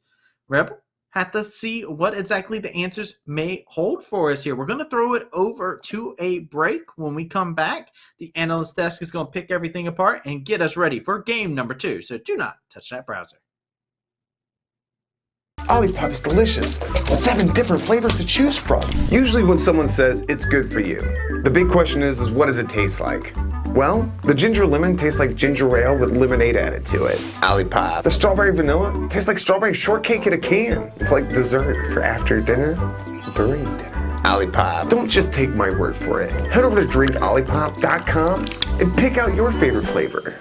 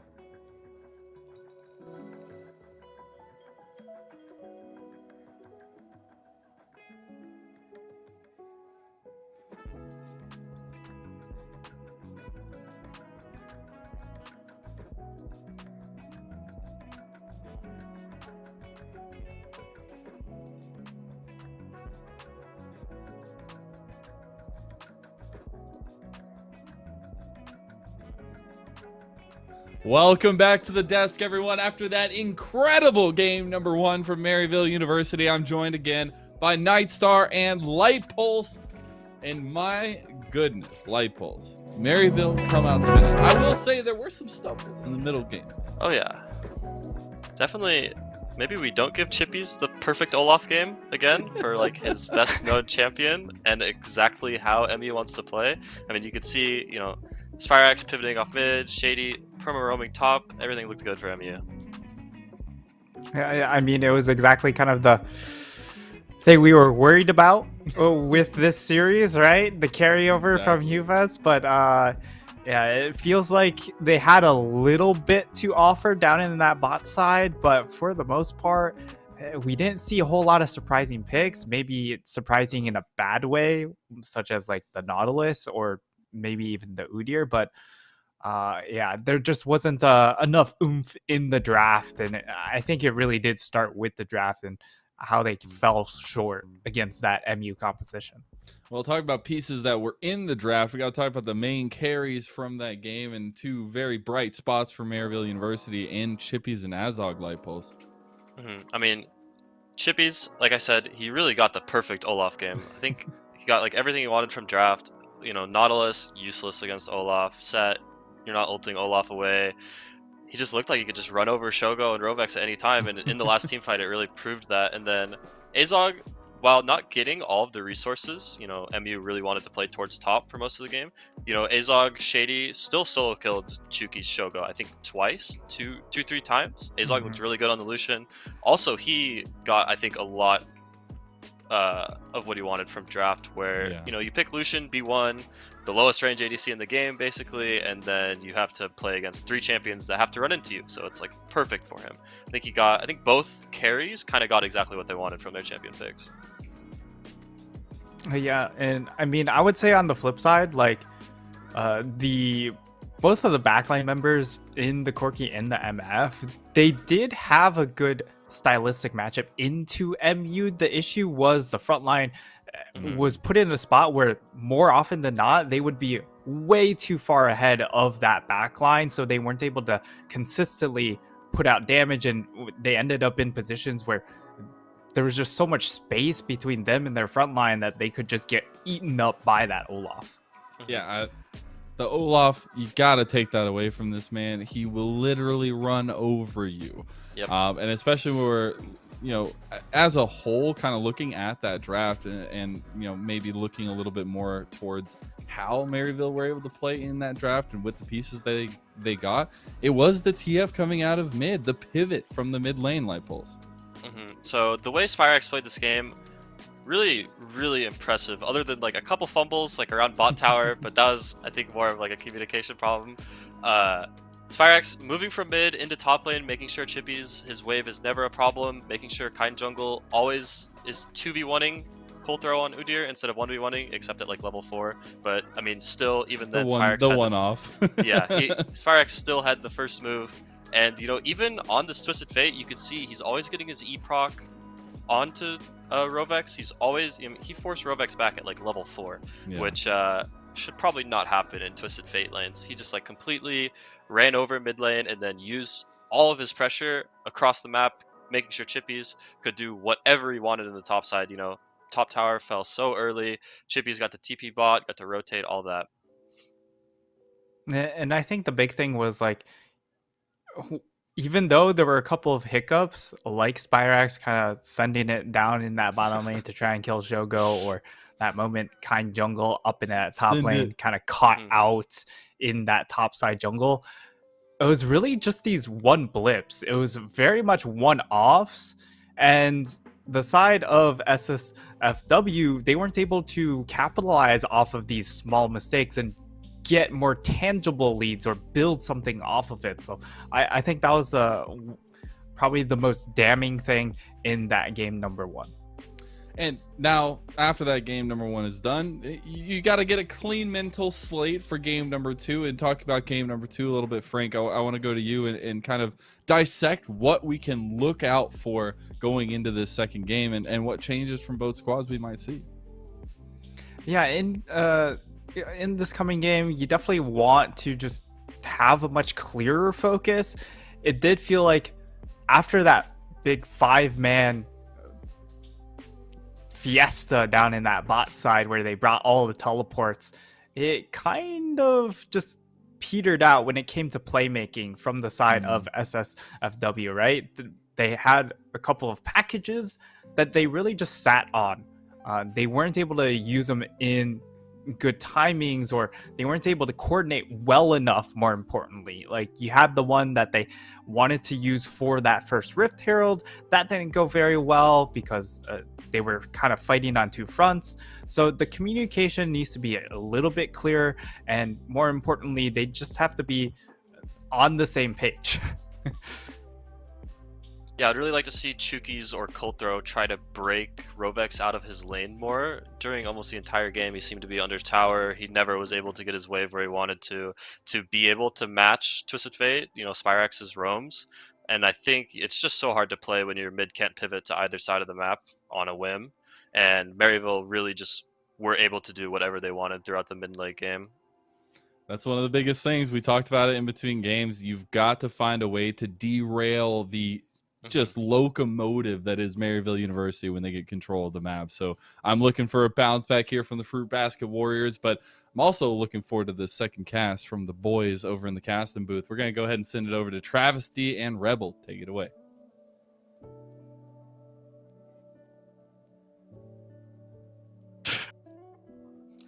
Hello, ladies and gentlemen. Welcome back over to the caster desk. My name is Travesty. I'm joined here with Rebel Fots, and Rebel, we got to see game 1. It was a long game going out between these 2 squads. Curious to see exactly what the adaptations may behold for us here. I wonder if we're getting something like a side swap to be able to actually throw in and through out to see whether that actually matters. Although we are on red side for the side of CC, that is the counterpick side for what would be Rovex or anybody else on the side of that team. So it is at least a little interesting they weren't able to index that into something more tangible. I think my favorite point our desk made during the course of that entire time is I liked that we talked about Shogo being somebody to pull a bunch of resource, but it was very clear that Rovex was still incredibly important to the team, yet he was suffering inside of the lane when there wasn't somebody there with him assisting him in the 2v2, the 2-on-1, whatever the situation might be. It felt like he was on an island, low-key, and it would be nice to see him get some more resource if they intend to have Rovex continue on this pathway of like a scaling champion, something like the Corki. I'll be honest, too. Like, there was some interesting points that happened into the early game, too, right? We got to see Rovex actually use that unsealed spellbook to switch over from his heal cleanse combination that he had to a TP and do a TP play down in the bot lane, I was just like, oh, okay. So they get the, have this increased tempo. They get to move around the map like crazy. They get to go back, get the package, and then all of a sudden you got this huge package that you're able to deploy inside of one of these team fights. And I was just like, oh, okay. So they have a strategy. And then nothing happened. Like you said, they were on an island, and the man didn't even have like a coconut he could carve out to call his friend or anything like that, man. He was just completely left to his own devices. The thing I want to throw attention over to is I do want to see Maryville find a way. They had the same gold lead for a very, very long period of time, but there was these huge periods of time before each trigger was pulled, and we got to see it wasn't even convincing some of the times where they did pull the trigger. It felt like Maryville's game was propped up very heavily by some of the individual laning moments that were held, right? There were times where bottom lane, Shady and Azog were doing very well. Olaf was doing very well on top side. And because of those individual instances, the game felt much easier to play. So it's a matter of cleaning up that kind of thing and not giving over those kind of smaller advantages, those kind of counter responses to everything that's happening for the side of CC, just to make sure that they don't have to worry about if our bot lane's getting chunked out of a play and then there's a move into the jungle on bottom side, it's a lot harder to play out than if you just don't take that trade, if you end up not getting chunked out in that situation. So some of that just needs a little bit of brushwork, right? Because it was clear that Shogo and Chookies, Chookies had kind of a rough game there because he was the Nautilus. A lot of the front line was moving around quite a bit. But the combination of the two seemed to have quite a bit of effect, both in lane in getting the pushing and the shoving and controlling bottom side, and inside of teamfights. They had quite a bit of prevalence as well. And so it is there. The groundwork is here. We see what it is that they're capable of. Both sides have things that they're able to clean up with relative respect. So that's what I'm waiting for, is who's able to notice what it is that they were messing up in game number one and kind of fix those mistakes. A lot more of those came from the side of CC, and so my expectation is that they should come out with a much different game plan than what we just saw. I would love to see that. Also, you got to keep our eyes on Shady as well, as he has been that playmaker on that Rakan. I'm curious to see if we will see another Rakan performance come out from him, as I feel like that's kind of Shady's signature champion at this point in time.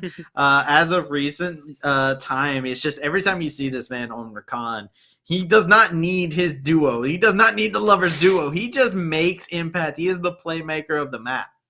He's everywhere, and Rakan makes it super easy because, again, Rakan's mobility combined with how fast you can get into a lane with both the Battle Dance and also the Grand Entrance, and the effect that you can have in a team fight. Because, again, it's very hard for a number of support players to be kind of what is a primary engage for your team, like we saw in the previous game. But Shady was able to do it a couple of times. Even though it very often led to some demise, quite a bit of damage being flown into him, he was able to find these plays time and time and time again. And that's the important bit, is that's something else to pay attention to if you're on the side of CC. How do you shut that out? If you're playing against a team without a very easily accessible kind of primary engage, or if their primary engage is a squishy Rakan, how do you deny that access to the remainder of your team? How do you make sure that you can contest that champion? Make sure that Shady can't make those plays the way that he did in game number one. Well, I think the answer for that, honestly, if you want to look at a player that had a very convincing performance in terms of having the eye to be able to catch those mistakes, I want to throw it over to the top side, man. Super Sunshine. There was a lot of sunshine shining up in the top lane. Didn't get to have a lot of lane impact on the set.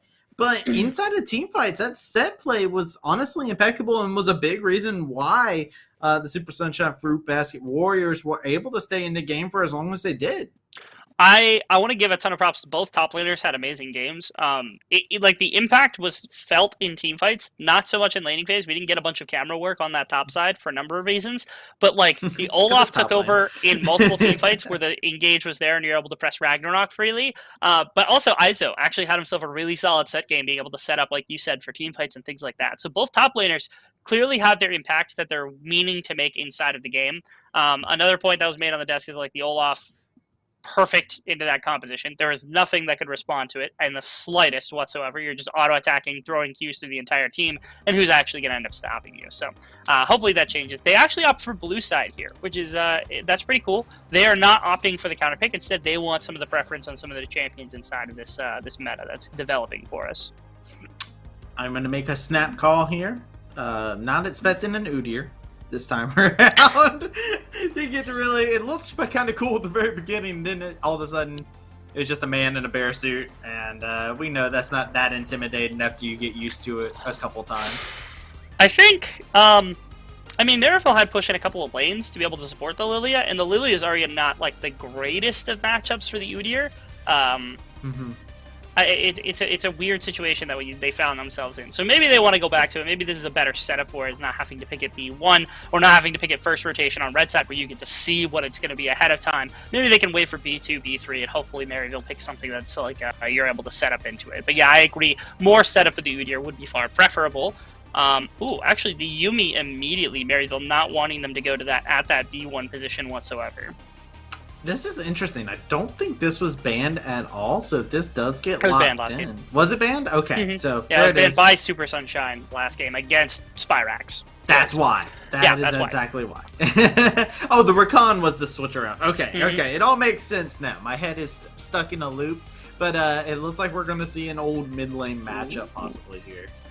Interesting. Take it back a couple of patches to when like Ryze was pre-nerf, and we saw LeBlanc just raining terror on everybody, and Ryze was the response to LeBlanc, but over time more and more LeBlancs have been like, okay, we could take the matchup against the Ryze. It's more of a skill matchup than I think it seems on its face, although I have to say a very skilled LeBlanc can beat a Ryze, but in like a matchup where you don't have very skilled of either, I think it's easier for the Ryze to end up winning this matchup just because of how much faster you get wave control with your E and being able to bounce things like that. So here it's a testament, I think, to Spyrax saying, okay, I am very well versed on the LeBlanc. When he actually first showed up in the previous year, this was a champion I harped on for him to be playing all of the time because he was incredible at it, and he made a lot of map impact when he wasn't really able to do that. We talked about that before. The thing is like, a lot of it is individual strength. This was the champion that I saw him make the most map impact on when I saw him in the previous year when he first got brought on Maryville. Hopefully that continues to shine through. Hopefully he gets to continue, and especially with Kanjal on something like the Zins out here, able to make an impact across the map, kind of win that mid jungle to take over everything. We're seeing some chunky boys being banned away by the squad of Maryville, not wanting to deal with no chonkers or absolute units over there into the top side of the map. And it is going to be curious, man. I feel like they're locking their support and their half blind pick for, well, their half counter pick for Chippies here. But never mind. Okay, that's a throwdown. You ban out as much tank as you can, or at least tanks that you don't like into Fiora, and then you just say, all right, Fiora time. Chippy's going to take the champion immediately as a testament into ISO understanding this champion pool. I mean, ISO, he's a tank player at heart. He's going to pull out one of these beefier champions. They say, okay, Volibear is good in the laning phase against a lot of things. It would help shut things out. And Tom Kench is another one that can kind of sandbag the laning phase. So now you have a Mundo susceptible to some of the true damage, the percentage health damage that the Fiora is going to be bringing out with the vital procs, and susceptible to CC. If you're able to dive him in the early stages of the game, you can set your Fiora up for some very incredible stuff. You really can, man. I'm excited to see Chippies on Fiora, and okay, that is a Xerath support. Incredible. So, like, we haven't even touched very much on the side of CC's composition. They go for the Ryze. They're to take away from Spirax, and also a good champion for Rovex, right? They get an aggressive jungler in the Lee Sin. They want to try to get active early. And then we see the Caitlyn come in, and it's like, okay, Shogo, range advantage, gets to put out damage, starts to set up the siege. They end up drafting this Morgana Caitlyn, which is like this old school kind of classical lane pairing. There's a handful of them. It's like Lucian Braum is a big one, Caitlyn Morgana is a big one, Kai'Sa Nautilus is a big one, and they're all humongous in what it is that they're capable of doing. This is that classic range, kind of damage under tower, push as much as possible, and control everything with poke type of laning phase. And Maryville's like, what do we have in our back pocket in the bottom lane that can do this? Well, either hard engage that you can play around the Morgana, or you outpoke them. And we're seeing the outpoking strategy. We have never seen the Xerath on our bot laner before, on Shady. I think this is the first time he's playing this champion in a competitive match. I'm excited because we're so used to, I was talking just a little bit ago, highlighting the fact that Shady is the playmaker. And now we have Shady saying, yo, I'm just going to be another carry inside this matchup. You love to see it, and I'm going to keep my eyes out because we have seen Azog and Shady really be able to take this lane-dominant style when they need to inside the UPL. And you think about what, like, the Misfortune kind of pairs it with, right? Where you've got the E coming out from Misfortune that slows down the enemies, it makes them more susceptible to skill shots. You've got the challenge through the wave from both the Xerath and the Misfortune with the double up coming out from the Q. And it makes it so hard because, like, what are you supposed to do with a Black Shield here? What CC are you actually going to be using onto Shogo that's going to prompt the Black Shield coming out? It almost feels like that Black Shield is going to be used far more for just mitigating magic damage than it's going to be used for CC, which is insane. It's going to be disgusting. This double comment bot lane, too. They're like I said, when you're playing against the Caitlyn Morgana, everything is like all's fair in love and war against the bot lane like Caitlyn Morgana. The range that those two have, it is infuriating for a number of champions. And I like that somebody finally had the idea of, like, you know what? We're not playing hard engage. We're not going to play the Morgana's game. We're going to play our game by out-poking your poke and going for something like this. I love it. I love to see it, man. Looking at the sides on here, I'm just kind of real quick gandering around. I immediately, you loaded the game, you immediately have to look at Rovet's. What summoners did he take? What keystone does he have? But fairly standard actually across the board amongst these squads. That is nothing too crazy, at least. One thing to note, Iso did go for Grasp here. I'm a little curious about the possibility of what that rune is going to accomplish, just because Chippies is going to be contesting for melee, and I guess that's the intention, is like, Chippies is going to be diving in, so you're going to be getting guaranteed Grasp procs, but I also wonder whether poking down the Fiora in the beginning of the game is the superior option, just to try to remove some of the health to make some sort of a deterrent to make sure that Chippies isn't going to be able to just like full dive with an entire health bar to start things off. And I guess we'll get a chance to see how effective the Grasp is for Iso. He's the tank player, not me.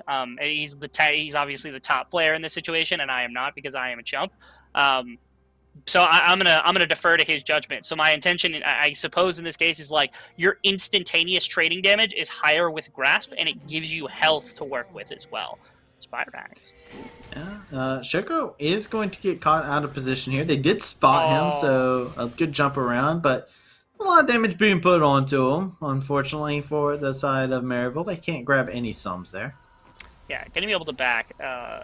It was a little bit of damage that was actually applied to Spirax there, which prompted a potion and now actually a back, just to make sure that he gets that potion charged back. So nothing gained, nothing lost, just on one ward. The response ward on the other side that's going to be tracking the Raptors. So both junglers going to have some information kind of disarray to deal with across both of themselves. And Kind is actually going to walk right across this ward too, so they're going to see that it's a side swap transition. And, Kind Jungle obviously sees that there is no red start here for the likes of Lee Sin. They understand that he's going to be starting on the blue, especially since Iso won't be in lane, so they're pretty comfortable with that. So both junglers, full information on where the other one is going to end up starting. Full information indeed here. Both of these junglers will start off being tracked here. And Kind Jungle is somebody who, honestly, I feel like if he's able to find himself an early lead, he's really good at being able to translate that. I'm thinking that's probably from, his days of playing Kindred so much. But is a very solid player doing that. So we've seen him on the Xin Zhao as of late and have fantastic performances. Going to keep my eye on him to see where he'll be able to make his advantage known in the map.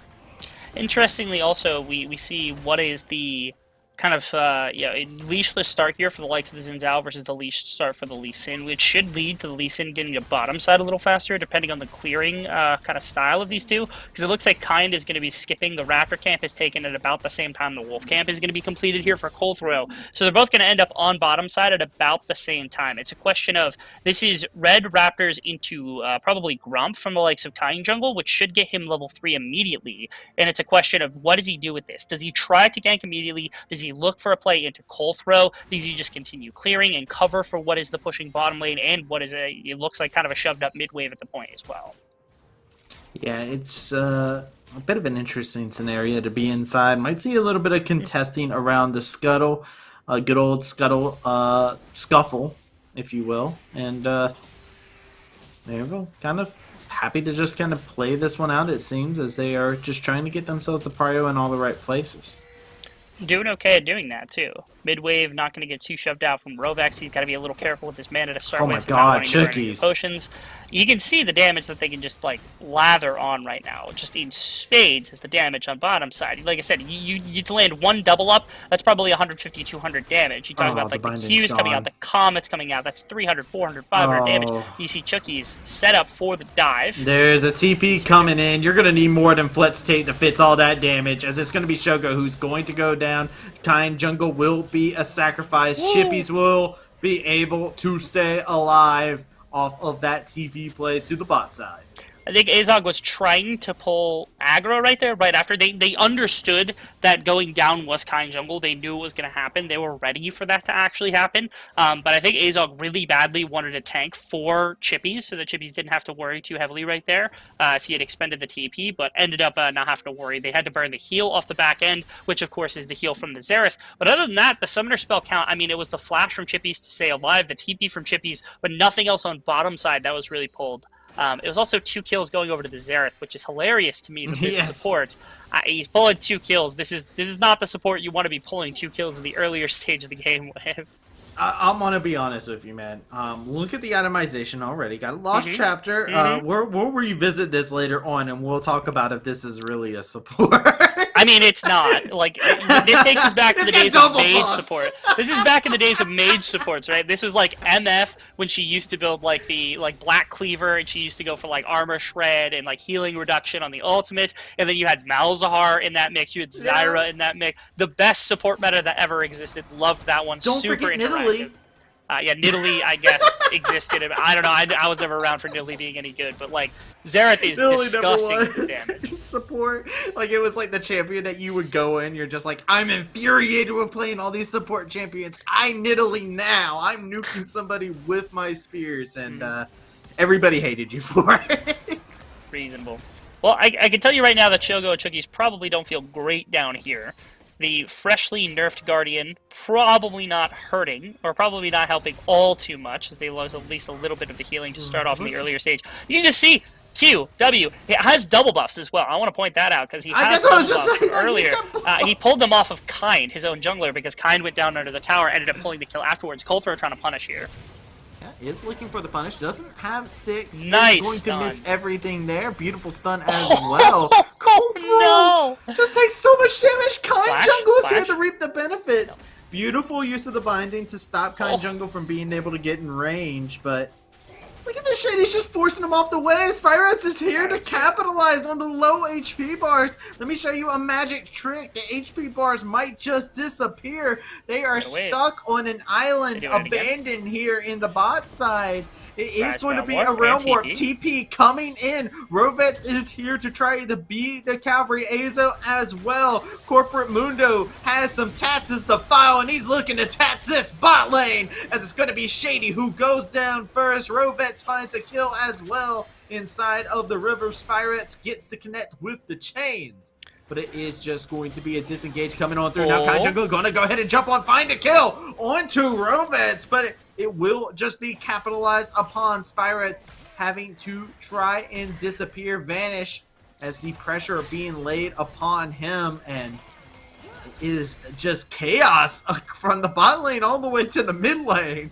There's a lot of damage in the combination of the Misfortune Xerath, but there's not easy defense in the slightest, pretty much, which is a problem. So right there, I think an immaculate setup from the side of Super Sunshine Fruitbasket Warriors, because I mean, what had happened was Maryville was setting up this play on bottom side, perhaps a second dive. The attempted flash could have come through with a W to try to force that earlier, but instead they hold it because, okay, Spearaxe gets out of lane a little bit faster, but the dive setup doesn't come through quick enough to actually get a punish underneath the tower before the enemy was able to come through. Super Sunshine were able to get their players in position, their waves in position, to make sure that they could teleport, they could ultimate, they could get down and respond to the bottom side play, which is what costs Azog and Xerath, or Azog and Shady, my apologies, on the bottom side, is just that, like, again, that play, if it happens 10 seconds quicker, that doesn't happen probably. It's a lot harder to make work. Rovex, Gone. gunned down, I guess, is the best way to put it. I guess there's a way to refer to it. There was a drive-by by the MF and his air. They literally walked up river, killed him, and right back to bottom They were only lane. there That's for like as 5 fast as seconds, possible. Rebel. It was just like, no one's on the wave? Okay, let's go kill Rovex.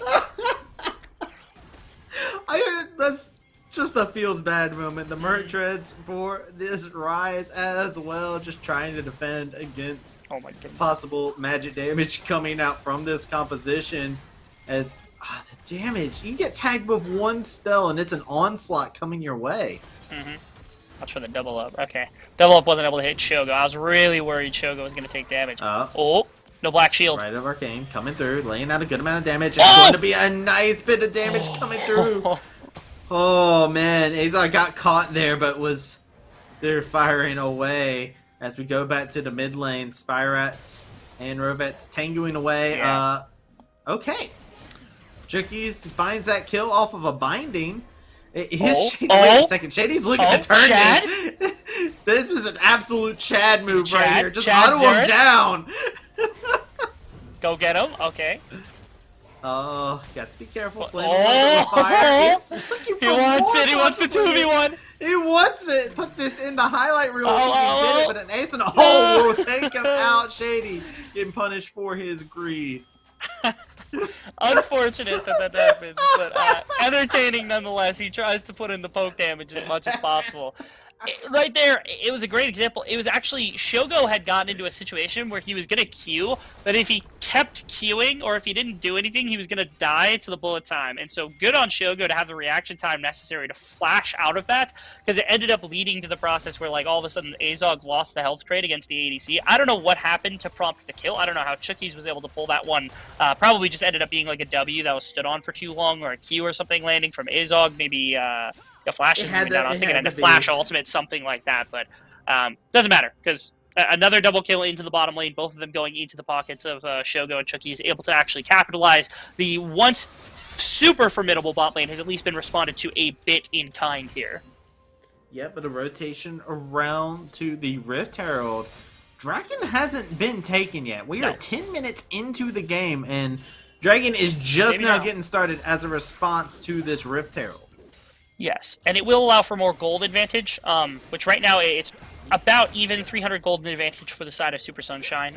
It's nothing super significant, and so it's Maryville saying, okay, we're going to trade back a little bit. We want to try to pull first tower of the game off the board so that Caitlyn can't get it, because Caitlyn is starting to get very strong. Although the laning phase setup here, with the combination of the Eclipse with a lot of damage in your Xerath, is still going to feel really bad. Kind wants to set up his Fiora here. Spyrax is here as well. The dive coming out onto the Mundo that we had foresaw in the very earlier stages of the draft. Yeah, as we were rubbing the crystal ball, it looks like it's going to be Iso who gets rubbed down as he gets taken out and shut down. Now it's back to the bot side. A scuttle around Gromp is not going to be able to be secured by Cold Throw, but Misfortune is so stupidly fast. He's very quick. Very, very, Very difficult quick on the for anyone feet. to do. Looking to fight around. Beautiful flash to stay away from Cold Throw. Spyrex gets a good chain, but the Black Shield is there to beat the bane of his existence, as he won't be able to CC anybody up. And all this all happened, Maryville do get the advantages ultimately in the top side. But they do. They pull first tower of the game. The whole time here, I think CC is just trying to buy time for Shogo on the bottom side, but they trade up too much gold. Azog just wants to go back and farm bottom lane, man. Cold Throw, leave him alone. Spyrax on a deep TP. This is where you cue the Mission Impossible music. Put down your bakery. It's time to open up shop. You need to put some of those at your feet here, as Spyrex is looking to hunt them down. The chain's coming through. Spyrex is ultimately going to be able to find the skill. He's got to navigate his way through this minefield, though. Pop back. Yeah, he will be taken out by Rovet. Okay, so Spyrax going for just kind of the response play into the bottom side, trying to make sure that the Caitlyn is going to get to continue to pull off plays. As it was, Super Sunshine were trying to set up some sort of topside play, which ended up working out. They got a couple of camps and they were able to set up. Here we go. Dragon Rage kick is enough there, so Coulter will be able to grab a solo kill in the mid lane. Nice solo right there from him. And again, this is off the back of what had happened, because there was a ton of topside set, or bottom side, my apologies, set up here for Super Sunshine that preluded what was going to be Shogo just going for bottom tower. And they weren't able to capitalize on anything, but mid lane, because of everything that had occurred, especially with the flash going down from Azog, burning that to get over the Raptor wall just to make sure he wasn't going to go down to the Lee Sin earlier, it led to them being able to push for Shogo a little bit further, which was thwarted a little bit by Spyrax, ended up being the 1-for-1 while they took tower on top side. That mid lane play right there was actually a byproduct of, like, they had to shift a bunch into bottom side. They were trying to protect that tower from going down, and because it was just Azog there on his lonesome, Coulthor was able to come in and punish because he knew that there was no flash on that marksman to actually come out. So you do have quite a bit of gold now in your Lee Sin. That's a nice place to be, being able to kick out. The fear now, obviously, is like Gore Drinker is completed 4 chippies on this Fiora. That is a terrifying place to be with a 2-kill and 15 CS advantage at this point. All right, well, Spirates doesn't distort back to the binding there, so going to be thankful for that. This Rise is starting to hurt as Spirates is feeling the pain coming in, and Maryville in a interesting predicament here, as gold is completely even at this current moment in time, but Super Sunshine, they're looking like they're kind of getting into a situation that they may be a lot more content with. In this position, again, in the last game, the Corki was not anywhere near this level of strength, whereas now, this early into the game, it seems like the Everfrost is going to get completed by the likes of Rovex, and he's already feeling himself inside of this game far more than he was on the Corki, feeling a lot more comfortable, getting a lot more farm, being able to side lane effectively up against the likes of the LeBlanc. Seems as though Spyrax has been able to put on that kind of really deep map pressure that we would have wanted him to, or at least that I had alluded to at the beginning of the broadcast. And because of that, like, he's feeling the one-on-one against the likes of the Rise when those kind of conversions don't come through, when you don't get 2-3 kills off the beginning of the game, where maybe you can one-tap Rise, all of a sudden, Spyrax is just playing this game out in even state, which isn't great for the LeBlanc. Not at all. The LeBlanc definitely wanting to get a bit ahead. I also want to talk about the fact that Coulthor is having a much better performance on the Lee Sin. I mean, look at the CS differential that's been coming out, and 2-1-2 on this Lee Sin. Looking pretty good. I like that they've also been really heavily leading into some of these side lanes where they've needed to. I mean, we started with Shogo, which went okay, because they obviously got that trade kill that ended up coming through. They ended up, they haven't gotten the tower yet, but Rise is about to pick that one up. Which I think is a pretty important thing to consider, all things said and done. Now, top tower is also at like 1 auto attack remaining, as Maryville's been able to catch them in a couple of instances where you're able to actually stop these things from happening. But I agree with you that I think Coulthor's presence in this game has been felt a lot more effectively than what we saw in game number 1, and it's freed up these side lanes quite a bit more. You think about where we were, obviously, like, Izo is in a place where he's going to feel great into the Fiora for the remainder of the game, but he's probably not going to die in a one-on-one, barring that he just gets into an auto attack war for whatever reason. And bottom lane feels really great. Shogo and Chookies are in a much better position. After those first 2 kills, things got a little tumultuous, but I'm happy that things have settled down. They got the coin flip to land heads for themselves, and they're actually feeling pretty good in this one. Yeah, especially with that ocean drag they were able to secure, as it will be Mountain Soul inside of this game. And it's going to be something to keep our eyes on as the first 2 drakes going on over. But the Right of the Arcane being used. Shady trying to pop Shogo. Oh my. That damage is crucial. The comment almost being just all she wrote. Shady getting a little bit too overly aggressive. The chain CC coming out. Beautiful play coming out from Chookies. But Chippy's over here lays out the challenge. The Dragon Rage kick is going to be enough to keep Chippies away from the rest of the team, as Azad just has to fire away from the side. Beautiful binding yet again on this Morgana. But here comes Spyrates looking for the flank. Not going to be able to pop Coulthor here. Kind Jungle looking at it. The HP bars are so low. Chippies finally finds the kill. But what does it cost him, as he's going to have to limp away from this fight? Now it's going to be Azad. This fight is so scattered. Each member of Maryville is scattered, but now they join together. But there is a beefcake of a Mundo here to stop him from being able to do anything too crazy. Kind Jungle in the backline, but you're all alone, buddy. Rovets finds the kill, and ultimately it's a huge dub for Sunshine Warriors. Trading back and forth between these 2 teams in a couple of plays. There's so much mobility on the side of Maryville that it's kind of hard to pick out everything that's happening at any given moment, because you've got so many members just moving around as much as possible. Respect at the beginning of the fight the fact that 2 members lost basically their whole health bar, and they turned it into a kill against Shady That's Chucky's, I think. Chucky's is having an incredible game on this Morgana compared to what we saw on the Nautilus. And it has showed up a number of times being able to punish members. Shogo! Fancy feeding his way around so much of the Xerath damage right there. They're trying to put on this pressure, this champion they're trying to make work. The Ludens is completed on him as he is essentially just a low econ mage. But man, making it difficult on him right here is the bot lane from the side of Super Sunshine. Listen, man, he's got hit with enough of those inside lane phase. He's tired of it. He's been able to get used to the movements, We see it in anime all the time. And now Shogo's kind of hitting that power trough for himself here, it seems, as he is awakening that instinct inside of him. But now Maryville kind of defaulting to a strategy that looks definitely good on them for paper here. As Isaac getting dumped onto here as they put the pressure over here into the side lane. They do. Biggest thing to note is, of course, Chippies is like super fed right now in a side lane. He is up 20 CS. He's up, 3 kills over, or at least a kill over top of ISO, everything of that sort. He's feeling great. Jungle. Getting a little bit feisty there, aren't you? Gale Force used as well. He's going to find Kind Jungle, having to reset away. Shady is here to try and be a bodyguard to see if he can get him out of this troublesome situation. Izo has a call. He's looking to collect on Kind Jungle. Kind will be able to get out just fine, but there was some damage done by the Super Sunshine Warriors inside of the mid lane as well, with Herald being summoned. There was no inner tower to be taken here from the side of Super Sunshine, but at minimum, they do find some striking damage. The gold is back to being just about even, about 500, 600 gold in favor of Super Sunshine over top of Maryville. The big thing is, their teamfight also looks pretty good. When you've got Ryze, when you've got range to work with like a Morgana and a Kaylin and trap lines, and you've got some frontline damage soak. You don't have the most CC in the world, but I think you can manage around it if you're on the side of Super Sunshine. On the opposite side, when you've got like, what is this Fiora alongside the rest of this team, you don't have the most cohesive of setup. You're waiting for Poke to come out from the likes of the Xerath, which will eventually be there, because he's got quite a bit of it right now, and he's probably not going to get so much weaker that it's not going to make an impact. More so, it's just about, how do you play this 4-on-5 type situation where your Fiora is just going to be split pushing in the side lane, trying to peel away layers from this 5-person team fight that comes out from Super Sunshine.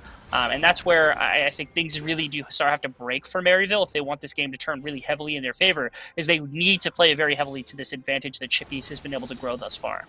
I mean, they're definitely heavily playing into it. What Chippies is, they have 3 in tow in the fog of war. They are trying to lay out the pressure, and it's almost like guerrilla warfare coming out here. And wherever Chippies is, there is an ambush in wait. Ooh, goal throw. Poking his head into the area. They've been setting up like multi-person coverages, just making sure that there's no attempted full-out play against the likes of Chippies or whoever it is in the side lane that they're trying to cover as much as possible, which is big, but it's also opening up places on the map where, like, you can see Rovex on bottom lane, he's pretty much just free farming at this point. Mid lane, they're able to shove in relatively freely. They're going to be able to set up for this dragon, and they have complete river control. There is nothing to be said about that. It's going to take Maryville poking their head into their own jungle and maybe competing for some of this vision right now in order to really contest for this dragon that's spawning in only a couple of seconds. Feels bad when you catch the binding that was not meant for you. A little bit of forcing themselves into this situation, but this dragon is gone, as you said. Yes. It is nothing that Maryville can do in that situation. Soul point now for the Super Sunshine Fruitbasket Warriors. They have given themselves a condition that is hard to deal with, because when you've got Mountain Soul and you're a siege composition, trying to put out the damage necessary to just like knock them completely loose of sieging down a tower or an inhibitor or whatever it is that they're trying to do is going to be so much harder, especially for champions that don't have a bunch of penetration. Most of these champions do, but those armor and resistances, you're seeing the damage is still there, but again, a Mountain Soul is going to help chip off a ton of that damage coming out from the likes of the Xerath ahead of the fight, which is one of the biggest advantages you've got if you're trying to counteract the siege. 100% hard agree there. You see that the LeBlanc has this Leandries in the inventory here. Spyret's trying to see what options they can have available. Chippy's trying to chase down this Mundo. It's going to be able to find some vitals. The Grand Challenge laid out right of the Arcane being used as well. It's a beautiful flash to get out of harm's way, but now it's going to be Coulter that's looking to make Maryville pay. Dragon Rage Kick is going to be beautifully used. Chippies, though, has to get away. Low HP bars remain as a TP is going down into the mid lane. Spyret in a tricky spot, might be locked into a rune prison or two, but is going to be able to find his way out just by simply walking. Oh, Chookies! So that's what this comp wanted to do, right?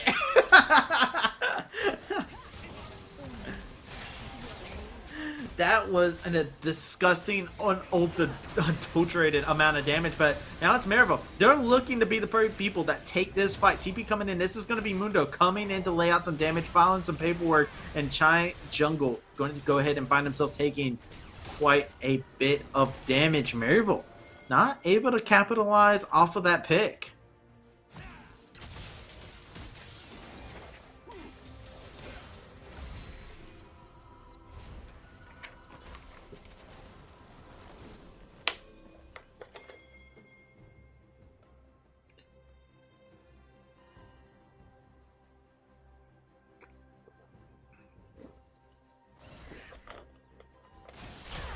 Yeah.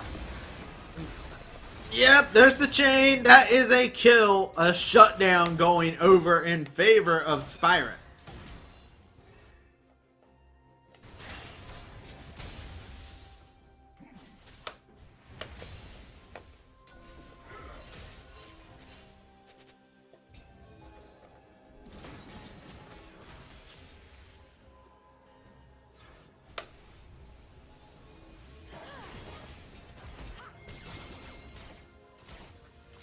Yeah, see exactly what can happen, as it seems like there was a little bit of a connection error for my co-caster here that should get resolved here very shortly, as we are seeing these sides looking to continue scrapping. Dragons spawning here in a minute and a half here, and Maryville definitely do not want to give this one up like you were talking about earlier, Rebel.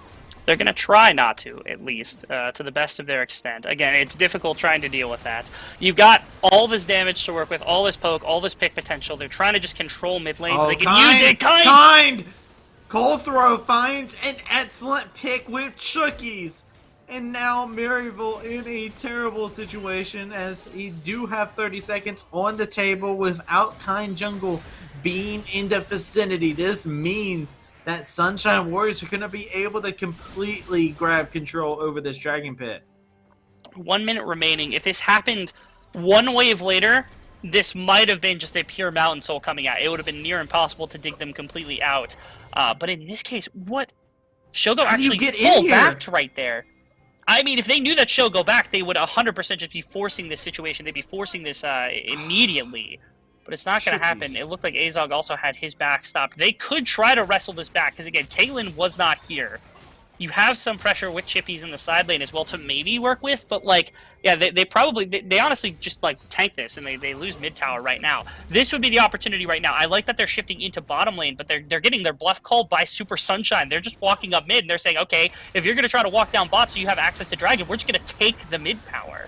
Oh, beautiful use of the Misfortune ultimate just to clear the way, make sure to stuff any attempts that could go on further. Realm Warp going straight to the Baron. Sunshine Warriors playing like a different beast here, looking to go ahead and claim this. Half HP on the Baron. The members are not aligned there just yet. You have to go for something here. The Rite of the Arcane comes out. You can lay out some damage, but the big purple worm still goes over to the Sunshine Warriors. Absolutely, just like completely out-rotated were Maryville across the board from the side of Super Sunshine Warriors. They knew what their game plan was because they lose that member. Oh, still poking away. Yeah, took so much damage there. Got his recall He's not letting happen.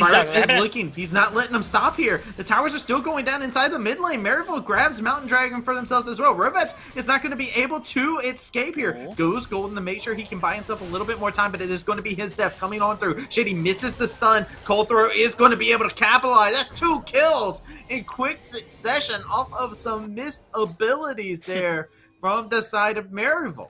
They try to their hardest extent, I think, to pull off the side laner, and it does work out. Because Rovex alongside ISO are the two members that can play in a side lane. Now you basically only got 2 times. You've got the Caitlyn with the Siege in that regard, and then you've got Mundo in a side lane that's going to have to TP into a fight to be a frontliner most of the time as it is. And so that was important for Maryville to accomplish, especially since they pulled mid-inner. Looks like they can pull bot-inner as well to be able to snag up as much of this tower as possible to equalize the gold to the best of their abilities. They took away the dragon. This was a huge play momentum-wise for Super Sunshine because they got so much with this Baron buff. They might be able to crack the base as well. Maryville did as best they could to try to staunch the bleeding, but they're just going to have to try to hold this to the best of their ability. Yeah, they're just gonna have to do. It feels bad, man. It's like he's had to use his ult to just a wave clear over and over. But TPs are coming out. It's 2 separate TVs in 2 separate areas here. Rovex is going to be able to do a metric ton of damage to Spirats as they're looking to try and see if they can catch somebody on the retreat. Flash is being blown there as it will be Chippy's being able to stay alive. But now it's only 4 members from this Maryville squad and a Baron up wave in the mid lane in favor of the Super Sunshine Warriors. Plenty of time to work with here. The Siege is going to bring down mid inhibitor almost certainly after everything is said and done. Maryville takes a ton of damage to their base right here. Their top tower still holds, so they don't have to worry about that, but now the shift coming up should be able to take that one away at minimum, if not the top inhibitor as well. They should have enough Baron buff for it after what had just happened. It was tough. Maryville was trying to poke out Shogo, make sure he wasn't going to be anywhere near the fight, but there's so many threats on the side of Super Sunshine that Maryville can't handle all of them. Not enough damage is coming out, not enough focus is coming out. They can't pick the right target to bring down so that that fight goes super well for themselves. And now, base cracked, they're going to have to deal with super minions flooding in over the next couple of minutes, especially in 2.5 minutes when that Mountain Soul is going to be contested once again. Double inhibitor taken off the table. Rovex does not have Baron buff. He does not have a way to be able to escape this easily. It's set for the Realm Warp. We'll have to see what the answer may be. He does go ahead and stun up Chippy's here, looking to possibly turn it around a bit. Grand Challenge laid out, but Rovex just wanted the phase rush to get out of harm's way.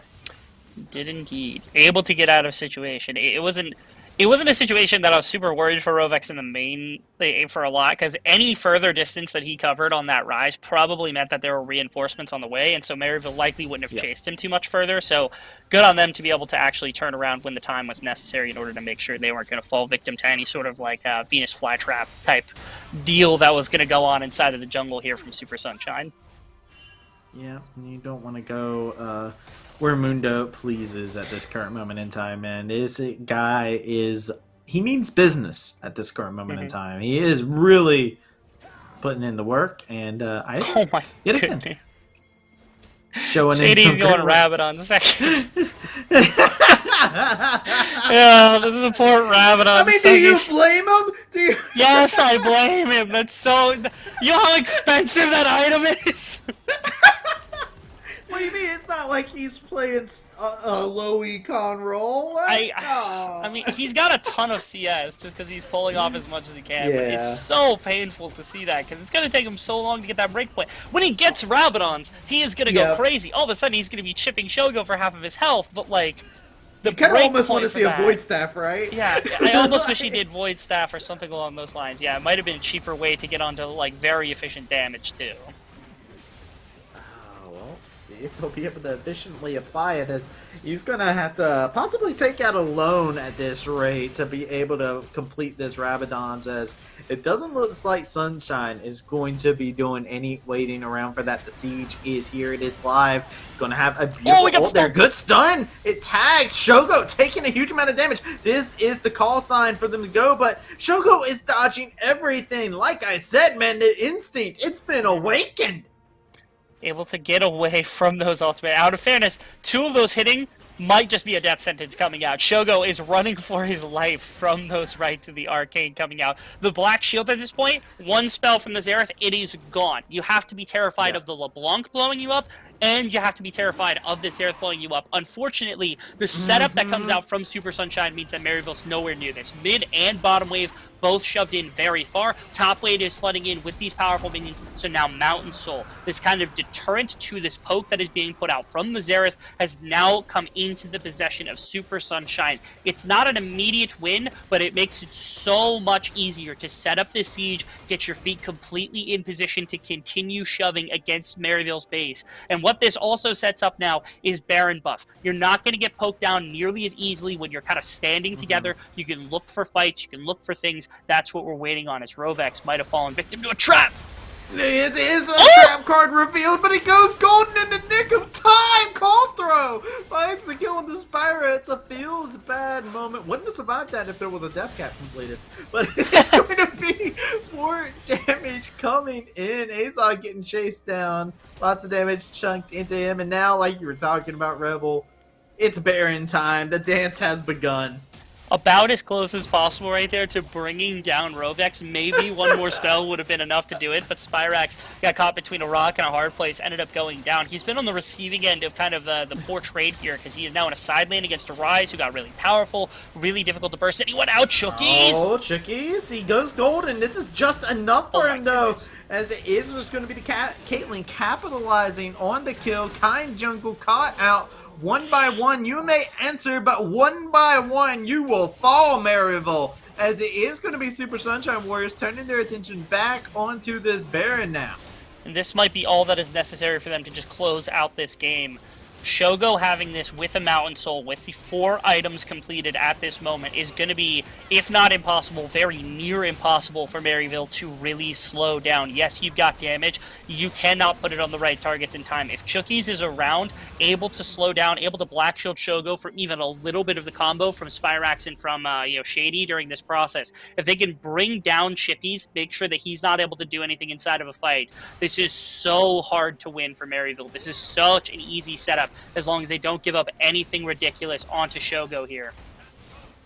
I mean, Shogo just heals up from the poke that's come through as well. He's got this extra bit of tankiness from this Mountain Soul. It's all that he needed to feel comfortable with a LeBlanc running around on the sides. Rabadon's completed! Hey. Let's see if it makes a difference. Let's see. See, now with double Mountain Drake and Mountain Soul, like, I can just, like, completely vouch for the ability to rip through some of the magic resist additionally, so, like, the Void Staff just makes so much more sense. So much more sense, right? Makes so much more sense when you think about that, too. So, like, this Rabadon's has got to have a massive impact. Because this is your one way to put on a ton of pressure, because there's like, the Merc Treads for Rise, that's it. None on the likes of the Caitlyn when it comes to MR. There's like Merc Treads on your Lee Sin. There's nothing on your your Morgana. So many of these champions are susceptible to what Spyrax and what Shady are capable of putting out. It's just capitalizing on that fully has not really come to fruition from the side of Maryville. They haven't been able to turn it into a kill significantly since earlier when they were able to find that really big kill from Spyrax that they couldn't do anything with. They need to find not one, but like 2 or 3 kills so they can start having an impact on the map. They're down 6,000 gold. Super Sunshine in complete control. But again, if this irresponsible damage starts landing, it's not going to be simple for them to close out a game unless they really are able to put pressure into the back line. And you can see they're looking for a binding from Chookies. Not going to be able to find one here, as Chippies is just trying to keep this super minion wave in balance in the mid lane. As you can see, a lot of damage coming on through, melting away this minion wave, trying to catch anybody out of position possibly here. And it's Shady trying to see if he can do a little bit more poke here to try and ease his team's burden. Spirits taking too much damage. They finally get the Candy Minion, but at what cost? Kind Jungle dropped down severely low. Mundo filing case after case into the back of the skull of the Maryville squad here. They are finding themselves triple inhibitor down. Nexus being sieged upon. One tower soon to fall. As it is still Maryville trying to see what they can defend. They've had to give up so much. A binding connecting onto Shady. He cannot follow up onto anything further, as it is Super Sunshine Warriors bringing in the minions. It is a flash blown. So much is being given. Coulter finds finally the kick that he is looking for. Rovets is finding Maryville in range, and they will be able to find themselves a Game 2 victory. What play from the side of Super Sunshine? I think disorder from Maryville's composition altogether. While I loved the Xerath and its ability to contest, like, the rest of the composition around it, just like everything felt a little bit scattered. And the entire game, they felt scattered. It felt like they could not put any pieces together to find a variant of offense outside of some of the early game where it was like they were trading back and forth a bit from Super Sunshine, where eventually they turned into this monster where they're able to make these fantastic macro rotations. That Rise ultimate to the Baron was amazing in terms of their call. So right there, Columbia, their improvement since UFest has been incredible. They're able to exploit a number of different advantages that game. Shogo showed up humongous. We talked about this guy at the beginning of the day being the big carry for them, and he showed up big. It is now Maryville's onus to figure out how they can shut him down in game number 3. That's going to be the question we're going to have to ask ourselves and prepare ourselves for, as game number 3 is upon us. Ladies and gentlemen, we're going to take ourselves a short break. When we come back, our beautiful analyst desk is going to go ahead and break down everything and get us ready for our final game of the night. So make sure you don't touch that browser, as we will be right back.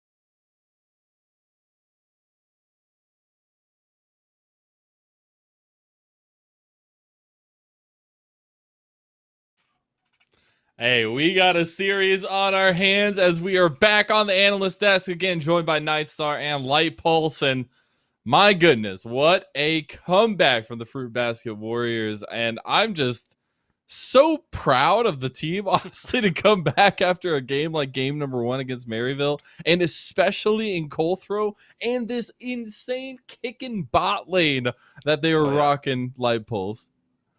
Coulter played so well this game. He did. I can hear him popping off from here. I can. Oh yeah, Absolutely. I think I can hear him all the way from Idaho. He's yelling, But completely serious, he in game 1, Kind Jungle, kind of was running him over, taking all camps. This game, Coulter really got out on the map with Rovex, just completely kind of destroyed the MU bot lane, which really needed help to function at all. And Coulter really just picking up kills all around the map, even like solo killing Azog, solo killing Spyrax, and all these different places. It just looked like, it was just honestly, Tyler One would call it a complete jungle gap. Truly a jungle gap. And I think the most important part was that Colthrow and Rovex as well, they were able to really capitalize off of the mistakes this time around that MU did commit. In game number 1, we didn't see enough of that. Game number 2, they were able to take the extra mile and punish them for those mistakes. And that's how, even though Shogo and them were put behind down in that bot lane very early on, they were able to claw their way back against a very tough matchup, because the double range in that bot side, it's very, very fragile. You're really playing everything on a knife's edge, and if one duo gets the advantage, it can snowball quickly, very quickly. Yeah, talking about snowballs, though, we got to talk about the non-impact of Spyrax in this second game comparatively to that first game, Light Pulse. Yeah, it looked like a completely different matchup. In game 1, he was forcing Rovex back, getting on the map first, moving to every play first. This game was completely different, even though he had the counter pick. He actually picked LeBlanc into Rise. And even then, Rovex was still all around the map, making plays a la Spyrax in game 1, where he just looks better. He's at every play first, Rise realm warping everywhere. LB, you're kind of like looking on the minimap, like, oh, wait, where's my mid laner? And then, he's like either under his tower, like catching his wave, or like on his way still. But like at that point, the play's already over. It's 4v3. Colthrow is also at every play first. Completely different from game 1. Yeah, I mean, that mid jungle just completely kind of obliterated MU this game. Yeah, I completely agree. I think the mid jungle difference was really big. Game number 2, and it was really reflected. They were able to get leads then in that bottom lane to overcome the early deficit. And also just the fact that top lane, Azo, he served his purpose, right? He was on a Mundo into a PR. Definitely not a sexy matchup whatsoever. And it's definitely a very difficult one. But he did what he needed to be done, and then he was able to contribute to the rest of the team afterwards. That's the biggest part, is that contribution just seemed to scale up from game 1 to 2 for the Fruitbasket Warriors. Now, the biggest thing for our conversation, at least off screen for Maryville, was the fact that they had no engage really for their team composition. You had Shady on the Xerath. If that's not a flex, I don't know what is, Light Pulse. Yeah, I don't think I've ever seen Shady play a Rage champion in like 3 years of playing against him. Like the closest thing I could think of is Thresh, and it just seemed like really hard for MU to do what they wanted around the map. Because like their lanes were never there first, jungle was never there first, and then Shady just had no go button. There was really no go button at all, especially because Zinzao fell really far behind really fast, partly in due to like Colthrow's excellent pathing that game. But as I said, for MU, I guarantee the game felt really, really hard for them to play. I'm sure they're telling their coach, like, yeah, I mean, it just feels impossible. Yeah, and a lot of that MU composition was really predicated on either getting leads in these individual lanes and snowballing off of that, because if you envision their 1-3-1, if all things kind of hold slight advantage to them, or even just relatively even, you have a lot of wave clear in the MF Xerath, and then you have these very strong side lane champions in the Fiora and the LeBlanc, but the things just weren't able to come together because the most critical piece, the disengage or the thing to get their lanes ahead, the Xin, just was not ahead whatsoever. Yeah, and now that we're going into the next game, I just want a real quick synopsis for you guys. What are you guys looking at going into the next game for both these teams? Frank, what you got? Well, I really think that game number 2 was more of a blip in the MU play style rather than the trend. So I do look for them to bounce back in a strong fashion in game number 3. Yeah, I'd really like to see just MU have more onus on the map with Shady, at least somebody having any way of engaging on the enemy. Somebody, please. Yes.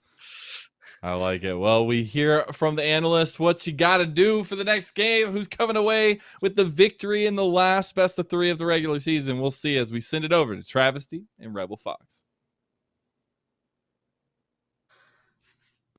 Hello, ladies and gentlemen. Thank you to our excellent desk. As always, we're going into game number 3 here between these two teams to determine the fate of this group here. We got Maryville, we got Super Sunshine Warriors, we got Travi and Rebel Fox. Rebel, got a fun game ahead of us here as it's been 2 35-minute games here between these two teams. It was exciting game after exciting game, new picks to crazy stuff to come out, and we come to the final culmination in our last week of the season between two teams who are competing for what would be control of this first. I have to assume a tiebreaker might come out because Maryville is currently 1 game ahead of Super Sunshine Fruitbasket Warriors, but we would see either way competing for the top 2 spots one way or another here, and this is where everything comes down to. If Maryville wins, they claim that spot. Absolutely no other issues to be had. If Super Sunshine Fruitbasket Warriors end up taking this one, they have the possibility of taking that 1 seed away from Maryville here coming into playoffs. Yeah, have a very distinct possibility of it. And now it is put up or shut up, man. There's no excuses to be made. You're in game number 3 here between these two squads, and they both have shown why this is such a heavily contested bit of play between the two of them, as this has been a fantastic series. I am personally curious to see what adaptations may come across. I want to see what sides they actually have here, as not entirely sure on what the side selection is, but it could be very interesting. Engage. I'd like to see someone pick Engage for the first game in this series.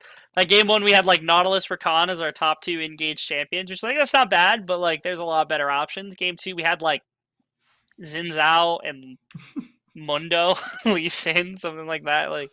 It's not my ideal of okay, we're gonna fight now. It feels like neither team is picking something to enforce their will upon the other really heavily, which is why we're sitting at 35-minute games. Pick something that you can press the advantage on. I feel really bad for Chippy last game because he was insane on the Fiora. He was having a game and a half, and the game just kind of fell apart around him. Something go button. Go button. Go button. Something to allow people to do these things. Or defense of some kind, kite back tools, so that at minimum, if you're going to play a 4-1 strategy, keep Fiora perma side lane, just have the ability to disengage fights. You've got a Xerath, you've got an MF, you've got poke damage. You can work your way into it. You can compete with the Caitlyn Morgana. You're not that pressed. Make sure that you have the defense for it. Don't get caught out of position, right? Yeah. It turns into a very big thing where we looked and saw a plethora of problems this time around from the Maryville composition, as you were talking about. I want to see them pick some things that go a little bit more to their strengths. I'll be honest, that last game, we got to see a departure from some strategies while also still, engaging in some of their other strategies, right? Chippy's going to be the huge carry in the side lane. You got the Xin Zhao on Kind jungle. All right, these are pretty standard things, and we also got to see the LeBlanc in the mid lane. But then you combine it together with this Misfortune Xerath, which was spicy. It looked great in laning phase. But then when we put all the ingredients together, no matter how tasty the individual ingredients were, it didn't mesh. Yo, where's my Teemo at? Timo got like Timo got like insane buffs this patch, and if you have enough ability haste, you perma uptown in the queue. Where's my Timo at? These top laners have just been going at it the entire series. Like, can we get a Timo pick, please? I know we've had 3 days of turnaround, but like somebody's got to have it prepared, man. After the reign of dominance that Quinn held over the top lane that negated that like was it the 10%, 5% like attack speed buff at every single level? Like it'd be nice to get some change up of some Timo once in a while. I'm just in love with the way he said that. Where's my Timo at, man? Where's my Timo at? Dude, where's my Timo pick? Yeah. Range top laners, man. They're too good. They're simply too good. You hear about them all the time, but we haven't had one just yet here in this series. Tilt Izo out of his laning phase with a range champion into a tank champion. That's a guaranteed way to make him hate everything. That is for sure. As we do have the Sunshine Warriors over here on the blue side yet again here. So Maryville staying on red side here, wanting to put some value on that counter pick. So in the previous game, Maryville, they had the option for counterpicking mid lane when they gave up the Rise. And then they counterpicked it with LeBlanc, which again, I went into the discussion of like, okay, this isn't a perfect pick unless you're playing it in a very specific way. And Spyrax wasn't able to make that way. Kind of that snowball never really happened. Like the CS ended up happening. If you're going to side lane with LeBlanc into Rise, if that's going to be the end up plan, don't take LeBlanc into Rise. It's just, there's no reason for it, right? The question is, do they ban it here? Just making sure that Rovex isn't going to have it. Because now, Spyrax has seen it. He knows what's coming, potentially. They're not even going to let it through. They don't have anything else ready for it here. Yeah, a TF is looking to be a possible answer here. They do lock this in. Didn't get to see it in the last game due to it being on the ban list. So, could be an interesting pick to come out for Rovex.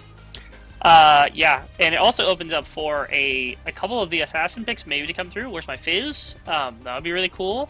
Because that's the counter pick to the Twisted Fate. You try to throw a gold card, you press your E button, he no longer has a gold card.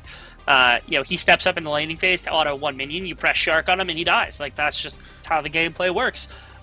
You also have options of, like, other types of assassins coming through in that regard, like Kiana. Where's Kiana at? Why is Kiana not being played? Talon Jungle. Like I know that Kind Jungle's got that in the back. Okay.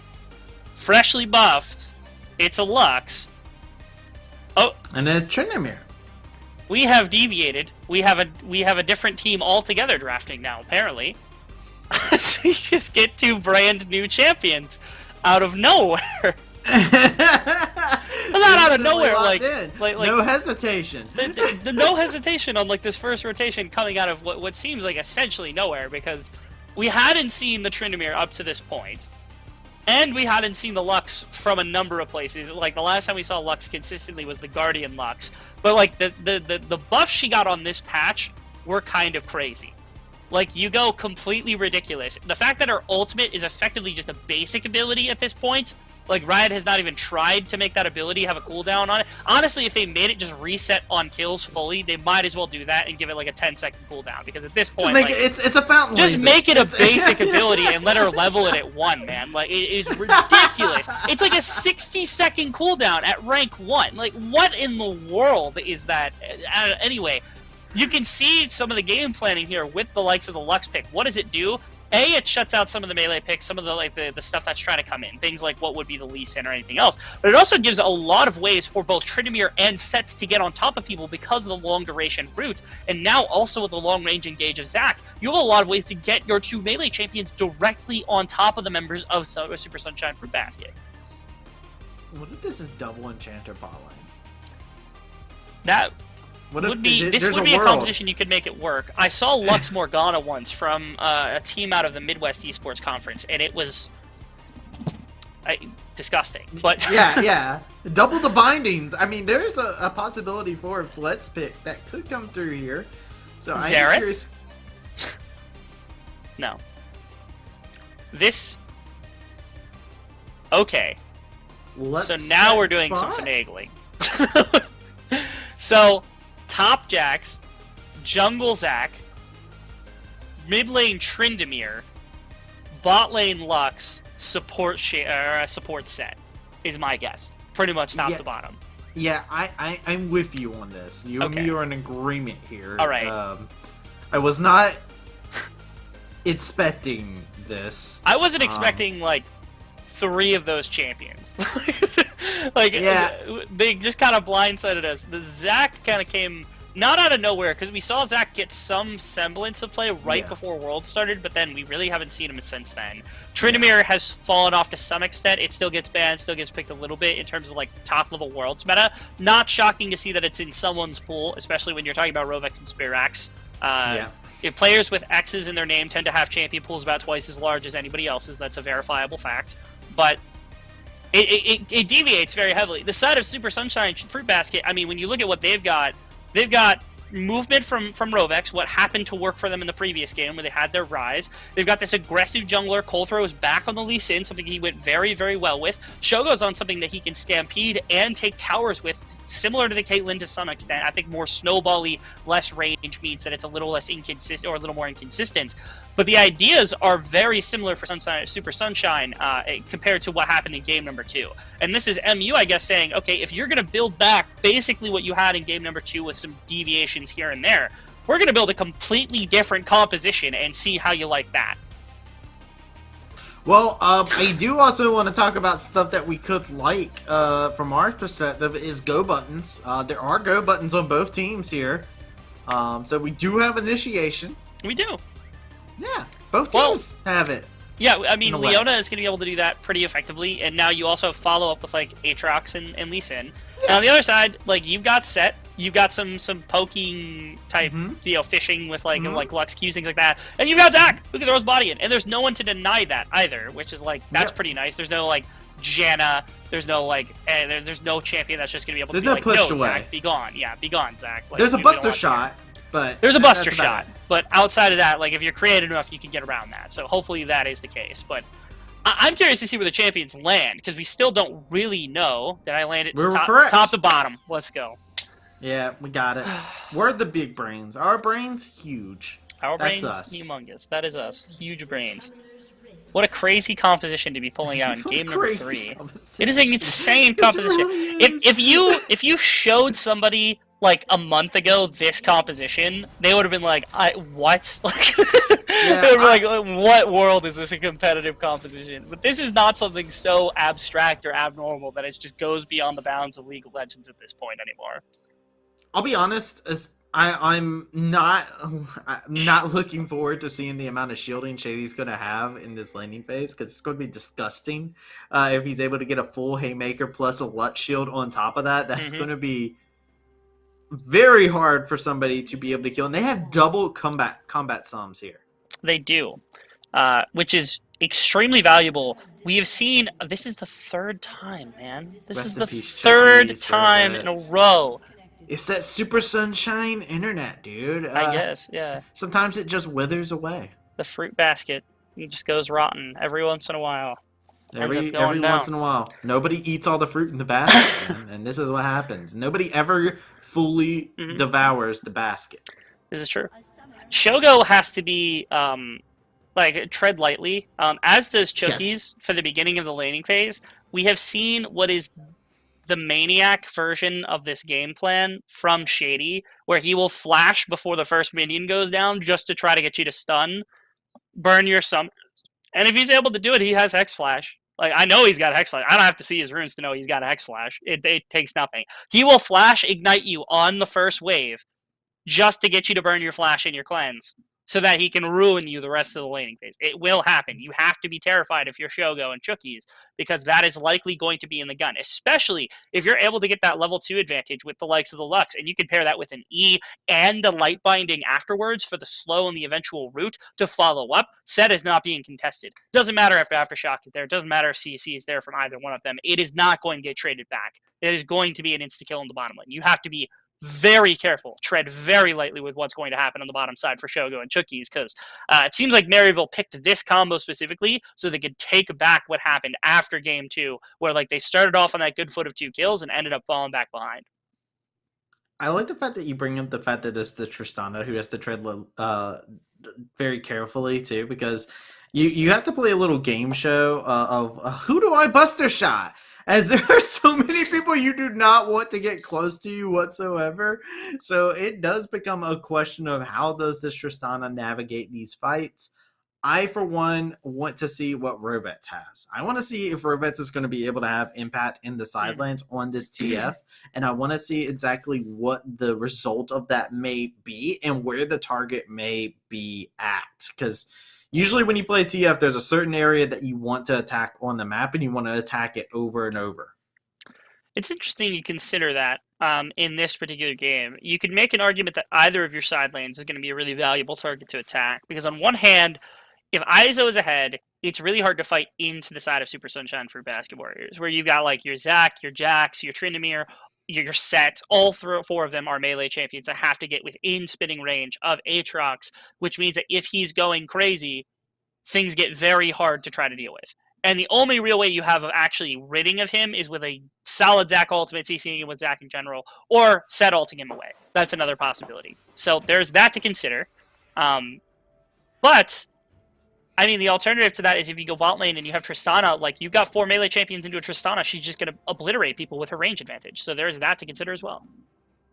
There is that to consider indeed, as we are going to be getting into the game. Spirits has the Flash Ghost here. Can our observer click on Tristana really quickly, if at all possible? I want to see what the level 1 ability is. Let's go. Is it the Goomba Stomp? It's cute. Hasn't leveled up. I don't like that.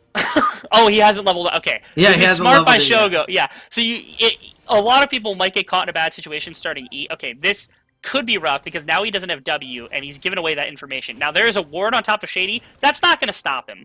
He will flash on top of Shogo and he'll go for it anyway. And he knows he's here. Like they know he knows he's here. It is entirely possible he will just maniac flash no matter what. They're going to get level 2 first. That's the level 2 right there. Okay, they pull off though because they match the level 2 back and forth. I was really convinced it was just going to be a flash immediately because Shogo had started. Wait, Chippy's smacking up the Aatrox here up in the top lane here. I was going to say I'm surprised Shady still has a flash, as we have seen him many a times just blow it right at level 1 to just put out some deeps, but you go showing a little bit of restraint here with this split spot lane. I suppose the thought process is they didn't necessarily know that Shogo had E until partway into or at the end of the first wave. If he had known that from the beginning, it's possible he would have just positioned incredibly aggressively and forced Shogo off the wave. Interestingly, we actually have an invade immediately. It is Kind Jungle who is finding out the position of Colthrow, who has level 3. Zac also had level 3 and was able to get into the blue buff area of this jungle quick enough to make that response as well. And he's got the support from the Jax into that level 1 trade. Here we go. Actually going on into the bot side. First blood going in the favor of Shogo. Shady is trying to chase him down. Knuckle into the face of this Tristana. But Shogo will be able to survive just fine. Some beautiful play in the bot lane. Looks like Chookies was able to get the better of Shady on the full engage into the opposition right here, where Shady didn't burn Flash, did burn Ignite, was able to make something happen, able to burn at least a little bit back and forth between these two. But it seems like it was just a really solidly called engage from the likes of Shogo and Chookies onto the bottom side, getting onto the dramatically weaker of the two champions in the very early stage of the game. Colthrow also kind of poking his head into the enemy jungle looking for something, wasn't able to find anything, so just here potentially for the gank to ruin the wave setup for Azog, who has already died, just trying to catch what residual minions are remaining. Yeah, Kind Jungle doing a great job, by the way, neutralizing. You see Shogo having to go ahead and use that rocket jump preemptively, but the call Chookies goes down because of it. He's in just a little bit too deep. He is. The flash is still available also. Oh, the root! What? I thought he had tower aggro. I was terrified for I did too! I did too! I was like, okay, right, that's real bad. Oh, he got his Q! Kind Jungle is going to go in and push Izo up together with a minion, make him kish a little bit there. Chippies will be able to secure the kill at the end of that. Maryville getting some nice things for themselves. How in the world did they make that bot side play happen? They had the cover from Colthrow specifically to shove that I wave don't in so know. that they would get a solid back timing. And they almost pulled 2 kills out just because of the CC that comes out from the Lux in the set. That bot lane is a disgusting pair of champions. They're both strong if the Lux is able to stay out of combat long enough. I really thought Lee Sin was going to die there too. And maybe if a flash had come through from the likes of Shady, if he really wanted to go crazy, could have gotten onto Shogo as well and maybe forced him out of the fight. But instead, kept it, held it in his back pocket. We'll see if they're tracking that or whether they know that's the case, because it's something they could use to force for a play. But the bottom side now, Maryville responds in kind, gets a kill back for your Lux. You got the double AP, you got the double Amp Tome here. Chucky's in the mid lane, but the cover from Shady is going to prevent Spear Axe from going down. And top lane set into a good place. Aatrox falls behind. Jax is able to kind of command the laning phase. They're looking a lot more like game number 1 Maryville. Looking a lot more clean and pristine here. As you see, Shady over here, he can smell Chuckies. He can smell you, buddy. He's going to come around the wall at the speed of sound. Kind Jungle is here in the area as well. Go ahead and kith the minion, and that is going to be Spyrex finding the kill. Won't be going down as he hits 6 on that as well. Doesn't even need it. It is Maryville who in the previous game got outdid in terms of their kind of map pressure. When you think about, what is Xerath's intention in the previous game, that's not a roaming champion, which is kind of what Shady does. And then you consider, like, okay, also Spyrax kind of got beat down a little bit in the mid lane comparatively to the Rise. The entire map just fell to pieces for Maryville, and they're not letting it happen this time. They're being very, very aggressive with their movement. They're making sure to cover in every single lane, and they're trying to generate this kind of forward advantage to ensure that their map is running how they want it to, not the other direction, the way that it had in game number 2 in Super Sunshine Fruitbasket Warriors were able to take it. Trying to go back to form here is the Scott of Maryville. Shogo. Doing a great bit of zoning out here. Shogo knows something's up. Boomer was letting him know. Just saying, hey, yo, don't go towards that bush. It's a bad time. It is. Able to keep himself at bay, Spyrax. He's just going to force Rovex out of the river. There is not much that a Swifty Boots Twisted Fate is going to do to a Tryndamere in a one-on-one situation. So just has to walk out of the river. Make sure. He just takes a gold card and says, okay, and then just walks away. Nothing too crazy. Bottom lane, able to be shoved anytime they want. Again, the power of this combination between these two champions, especially when Set gets kind of the front face to all the engage from the Lux and the Tristana, makes it so much easier to be able to work with. Now Rovex under some duress. Yeah, he's caught out of position here. Completely beautiful chaining of the abilities here from Kind Jungle. Equals up to a kill for Spyrax. So, like, where was this competition last game? We've had 3 ganks from Kind already, which I think is more than he had pretty much the entire laning phase for Maryville in the previous game on the Xin Zhao. We've had bottom lane generate their own advantage, and they have pushing pressure for the first time. They're going to get mid lane again. Oh, man. Call getting jumped on. Turn. This is so bad, Rovets. He's going to be in such a bad way. Gets out of harm. The TP gets stopped. Oh, There's no. so much chaos happening here. Goodness gracious. Everyone is showing up, too, because every time a new member from Super Sunshine ends up showing up, another member from Maryville is here, as they've got 4 on the top side. Chippies!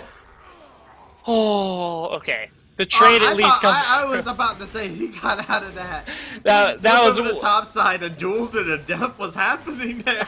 That would have been tilting for Izo. Like, that would have probably cost the laning phase. Like, everything goes wrong right there in a bad situation. So thankfully able to at least trade back. But Rift Herald means that the spiking in gold, the kind of snowball that they've got going on, is just going to continue on in this game. And for the 3rd game in a row, Super Sunshine are going to start off with dragon stacking. But this is not, I think, the same kind of win condition that they would want. They want this TF to help snowball this map so that you've got the gold advantage. And now you're just having to kind of take the supplementary grab here of the dragon instead of going for what it is that you want. Feels like a response more than an actual thought out forethought play, which is not good for Super Sunshine Fruitbasket Warriors. Yeah, right now Rovets doesn't have any real power behind his hits at the moment. At this current moment in time, he's just throwing out Karibos at this moment, looking to try and see if he'll be able to power up to Blue Eyes status, but it is yet again Kind Jungle who lays out the pressure here. Destiny has been used. Rovets has the go card in hand, just tries to stun up Chippies and will be able to do such. The hero that the squad always needed. The res popped on the Zac. There's some blobs. An assist grab from Colthrow to the side and a double kill for Rovets. finally a bit of a fight back. They see this massive wave. Eyes is like, okay, I've got a massive wave. They're trying to dive me right now. There's nothing for me to accomplish. And it was easy enough for the response to come through. Shield. It was huge. Yeah, able to actually do that. They did burn Buster Shot. No flash, no exhaust coming through. Still no flash out of Shady. He has yet to use the summoner inside of this game. So there is that to consider, that he's waiting to pull the trigger on a very high percentage play. Because we've seen him do it a lot earlier than this previously. But good little response. Finally, Super Sunshine, they're able to find something on the reverse side of the map. Maryville can't force onto Shogo on the bottom side. So nothing like what we saw in game number 1, where they were pulling plays on both sides of the map. Instead, using this Twisted Fate to counteract at least a little bit of the pressure that's being applied. Oh, Shogo. Oh no, Shogo. Flash? He is Flash, going to flash. go. The cleanse was used so No! late. Had the flash. Oh, Press Oh, your the flash key. oh. Man, the cleanse coming out as late as it did. I thought that was it for Shogo. I think he was waiting to see if the flash was going to come out from Shady. And so he pressed it so late because Shady was just running up on him. He's like, I have to press it now, because if I don't, I'm not getting it off and I'm going to die. And Shady not able to get the... Oh, no Look way. at this. All right, there's the flash. I'm going to take Oh, the you freeze for a frame! ride. The freeze frame. Can I get a zoom and enhance? That is Shogo going down. Hi, my name's Shogo. I bet you're wondering how I got into this Probably situation. wondering Oh, you know what? More importantly, we finally get the flash out of Shady. He's able to find the flash, showstopper, able to get the kill. And Rick Darrell is going to set up their bottom lane for play. It looked like they were trying so hard to make sure that the Jax was going to receive this. They were going to get that. Instead, first tower of the game, going to go over to the Lux, to the Set, and to the Zac on the bottom side of this map. And it has been Maryville who's had to play a little bit more flexibly. Spirax. Yeah, it's okay. Listen, he's trying to undying. He's raging. You know, he's just trying to mirror. Yeah, he's trying to mirror. He gets to walk out of that situation. As that's the attempted counterplay in that place. Instead of trying to put multiple members in a bottom lane, maybe try to find something as they're getting there. They try to force into mid lane, but Spirax doesn't even have to burn Flash. He burns Ultimate, which isn't that high of a cooldown. It's almost a quarter off cooldown already, and burns Ghost. Like, these are not tools that are worth the trade on the bottom side of the map that get your now buffed Lux into a very good place. Even worse now, Chippy's with red buff. Thought he was going to full commit there, but again, the rotation could come through from the mid lane. He spots that out. Shady's got him on coverage, as does Azog. They're both here. They've got their bot lane here. Colthrow might look for at something. this. Everybody's here. There's the Hex Flash. Check this out, Shady. He goes over the wall. Here we go. Hit binding, forcing the flash. Chookies. You jumped on too, What but that's is going to happening be there? the Destiny being used over into the top side. The gold card is being held by Oh! Rolex. It's going to be able to not use it here. He dies with it in his hands. Chippies finds the kill. Izo still has the World Ender. It just expired. While this is all happening, Chookies caught in the same location by Shady yet again. Izo trying to see if he can slam the sword down with authority, but it's just going to be Spirits bringing the sword down, as it is Maryville coming out with dubs across the board. So Super Sunshine, they bring their whole team minus Shogo to the top side of the map. But they had vision of when Set showed up. They knew that Chippies was up here, and Kind Jungle wasn't seen on the map. Like, they didn't have information, and they would have probably seen Spirax moving up too, because they have vision elsewhere. How did they not know they were getting outnumbered on topside? And even worse, like, Chookies walked in blind, lost his flash, then walked back into the exact same area of the map with no vision and no change, and died to Azog and Shady. There was so much that went wrong there. There was a lot that went wrong Even right like there. Rovets, he used Destiny, went in there with gold did. card, held gold card for that entire time, didn't use it. Never got the chance to use it. He was trying to use it in the topside play, so I can at least respect what was happening on very topside, where they were trying to force a fight, and I think Colthrow got a nice kick onto Chippies underneath the tower. They weren't quite able to close it. Colthrow just dies because Kind Jungle now is just, he just gets to walk where he pleases. Spirax gets to do the exact same. Chookies, this is the third time we found you in this area of the map. Please don't die again. I might have asked too much of him. Are you ready to go for a wild ride up here inside the top lane? Rovet's looking for the play onto the Lutz. It is going to be just the Leona trying to see if he'll be able to kite him back. Rovet, he just wants a kill. Let him have it. Gold card comes through. The wild card's thrown out. TF finds a solo kill, but at what cost? As he does have to give up his own life to achieve just that. Chippies finds a solo kill inside the mid lane. No Shogo. He's the buster shot to keep himself alive. Yeah, this is yet another game. It feels like this time where like they're playing away from Shogo and they're just trying to like cover for the remainder of the map, but nothing is working right now. Chucky's again able to at least hold up Kind Jungle. Might burn that. Yeah, the bomb is definitely gonna. Oh, I thought the sniper was gonna save it. It's the fine. bomb. Yeah, he was able to get this. He's dead. He's gone. Nothing too crazy there. Yeah, well played. Yeah, Kind went a little bit too aggressive, ended up getting stunned up under tower, and it will be at least a bounce back shove where like you've got Shogo here. They're gonna confirm the second dragon in their back pocket as well, which is it's something to say for Super Sunshine, but you also now have Tryndamere on the other side of the map. TF, Rovex, do you really think that you're gonna be able to stop him from just like walking under the tower and killing you? No. Would you look at that? Would you look at that? It's like I could read a Tryndamere player's mind or something. Wow. Like the team, it's such a telegraphed idea, right? They walk in mid, they like didn't lose their tower, they got a kill, and especially on the jungler, and they're like, oh, let's go and move into like dragon pit. Now we have a teleport trait on Azox did get dropped inside the mid lane as well. Azox trying to see if he'll be able to find the play. Brings down the sword. No ultimate on Spyrats, but a beautiful face breaker coming out from Shady. They're trying to see if they can get onto him. Finally find him as well, as it is Shady, who's caught in the middle of 4 members. Haymaker to lay out some good damage. The Kind Jungle there in the wings just to make sure Chippies gets out alive. Perhaps that was too harsh immediately because they do at least find the proper tempo to like respond to this topside dive. Because it was very obvious the dive was going to come through from this Tryndamere. Because it's like, okay, you've got Everfrost, you've got Gold Card. That's not going to stop a 5-kill Tryndamere from walking at you under tower and killing you, right? They were at Dragon, and I guess what it was is Maryville just like completely mistimed what was going to happen afterwards. They got responded to with a teleport. It was a nice set of plays from Super Sunshine. Again, I was harsh about the fact that like the dive had gone through, but it ended up costing them a lot more because it wasn't just Spirax. It was multiple members that shifted there, and all of them got punished on the way back through. And it also buys yet another Rift Herald. So good on Super Sunshine Fruitbasket Warriors because that felt like a dramatic overextension. If it's just Tryndamere that gets caught, this play is fine because you can still contest Rift Herald, you can still work around in other positions of the map. But because 2-3 members ended up going down at the end of all things, I think it might have actually been a full team wipe from the beginning of that mid tower dive to the very end of that play as Rovex punishment for his crimes. Yep, cut out of position here. Will be stunned, locked up. Shogo comes in to try and be the cavalry. You do not want to rock in like you got a shotgun, buddy. Spyrats here as the cavalry. Shookies is getting shook.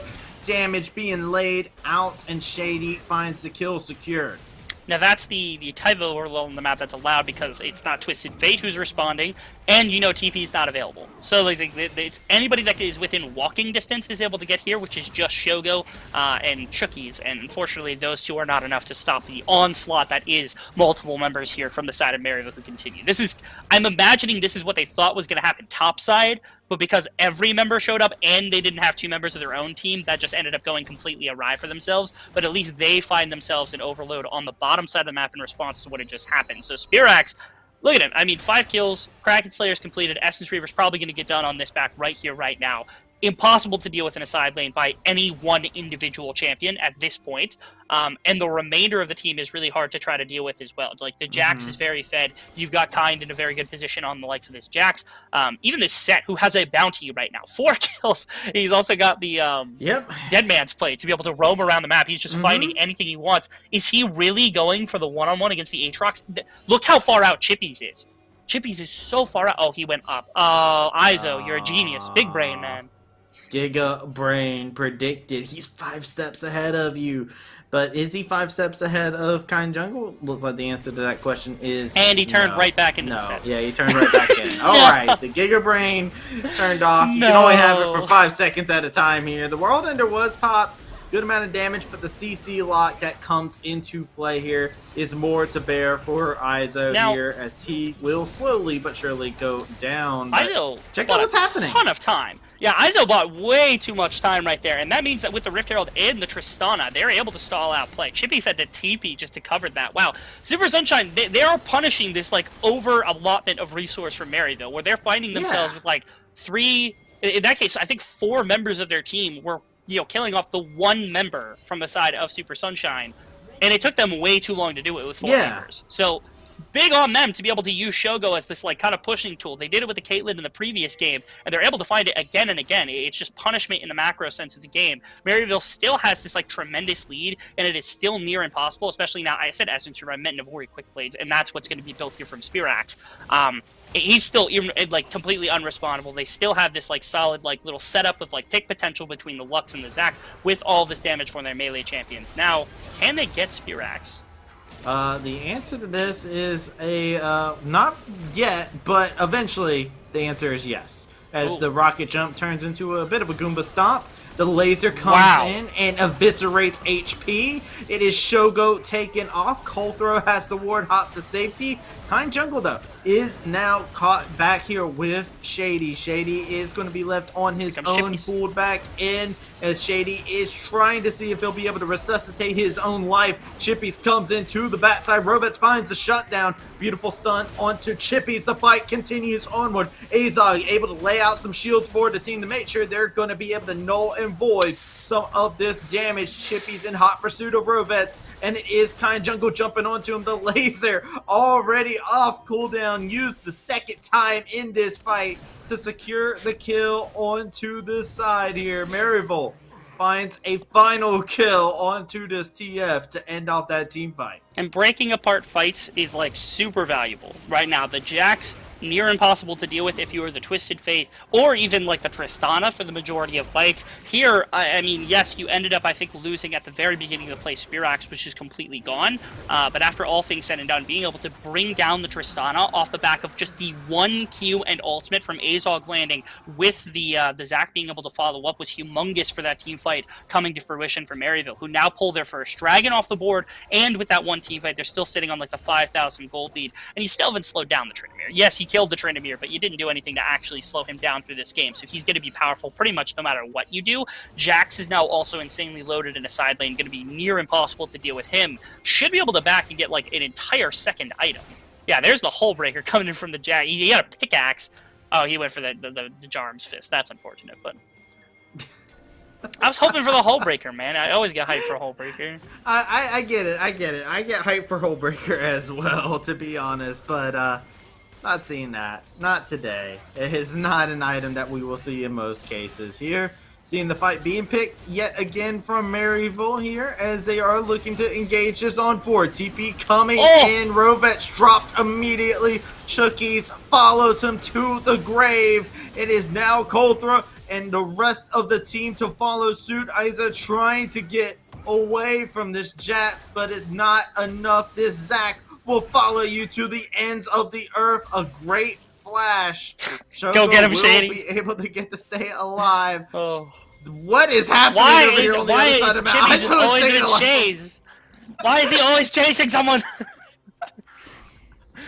Oh, this whole game, it's fallen piece by piece by piece. Like the armor just keeps getting chinked away from the side of Super Sunshine Fruitbasket Warriors. And Shogo has not really bent to a lot of the pressure. I think he's gone down twice in this game and has been kind of the driving force behind some of the macro decisions that are coming out. But Maryville are just capitalizing on kills, on fights, on everything. They had too much gold to start this game, and so these plays that they're forcing are going in their favor because they've got the gold to be able to actually make them work. This Baron buff sets them at an 8,500 gold lead. They were already winning fights. They already had 2 powerful side laners in their back pocket. You throw Baron into that, they can 1-3-1 excruciatingly easily, and now just like completely take the game. And there's almost no way to try to really engage into the Zac set Lux. I would love to see them go for 1-3-1. It looks like they're setting up for more of like a 4-1 strategy or a 3-2 strategy, which is a little, like I said, I feel like you just have 2 winning side lanes. There's no reason not to go to 1-3-1 here. Yeah, I'm right there with you. I think there's no reason to do it, but hey, listen, they're having a time with this composition right now, and look over the top lane. There is some bullying happening. There's Rovets getting jumped on 2x4 members. Is it necessary? No. Does it send a message? Yes. It's It's something powerful, that's for sure. Now they've actually only got like 4 members on the map, and one of them is bot lane right now. If I were Maryville, like I would just be blitzing as fast as possible to get top and mid in as much as like. What I would do is leave chippies here and then move everyone else mid lane. And you should have tried to cut off Shogo underneath that tower. It's probably what should have happened right there. They were a little slow on that draw because they're just trying to like slow push, make sure that like the waves hit at roughly the same time. Is kind of what it looks like.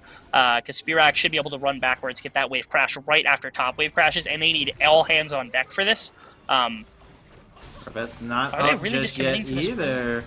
They are looking for something possibly here. What? He's trying to see if he can lay a little bit of This- chip back. Damn it. Revitz is up now. They ended up going back to mid lane. Walk back up mid lane and walk the wave in. Like, Here we go.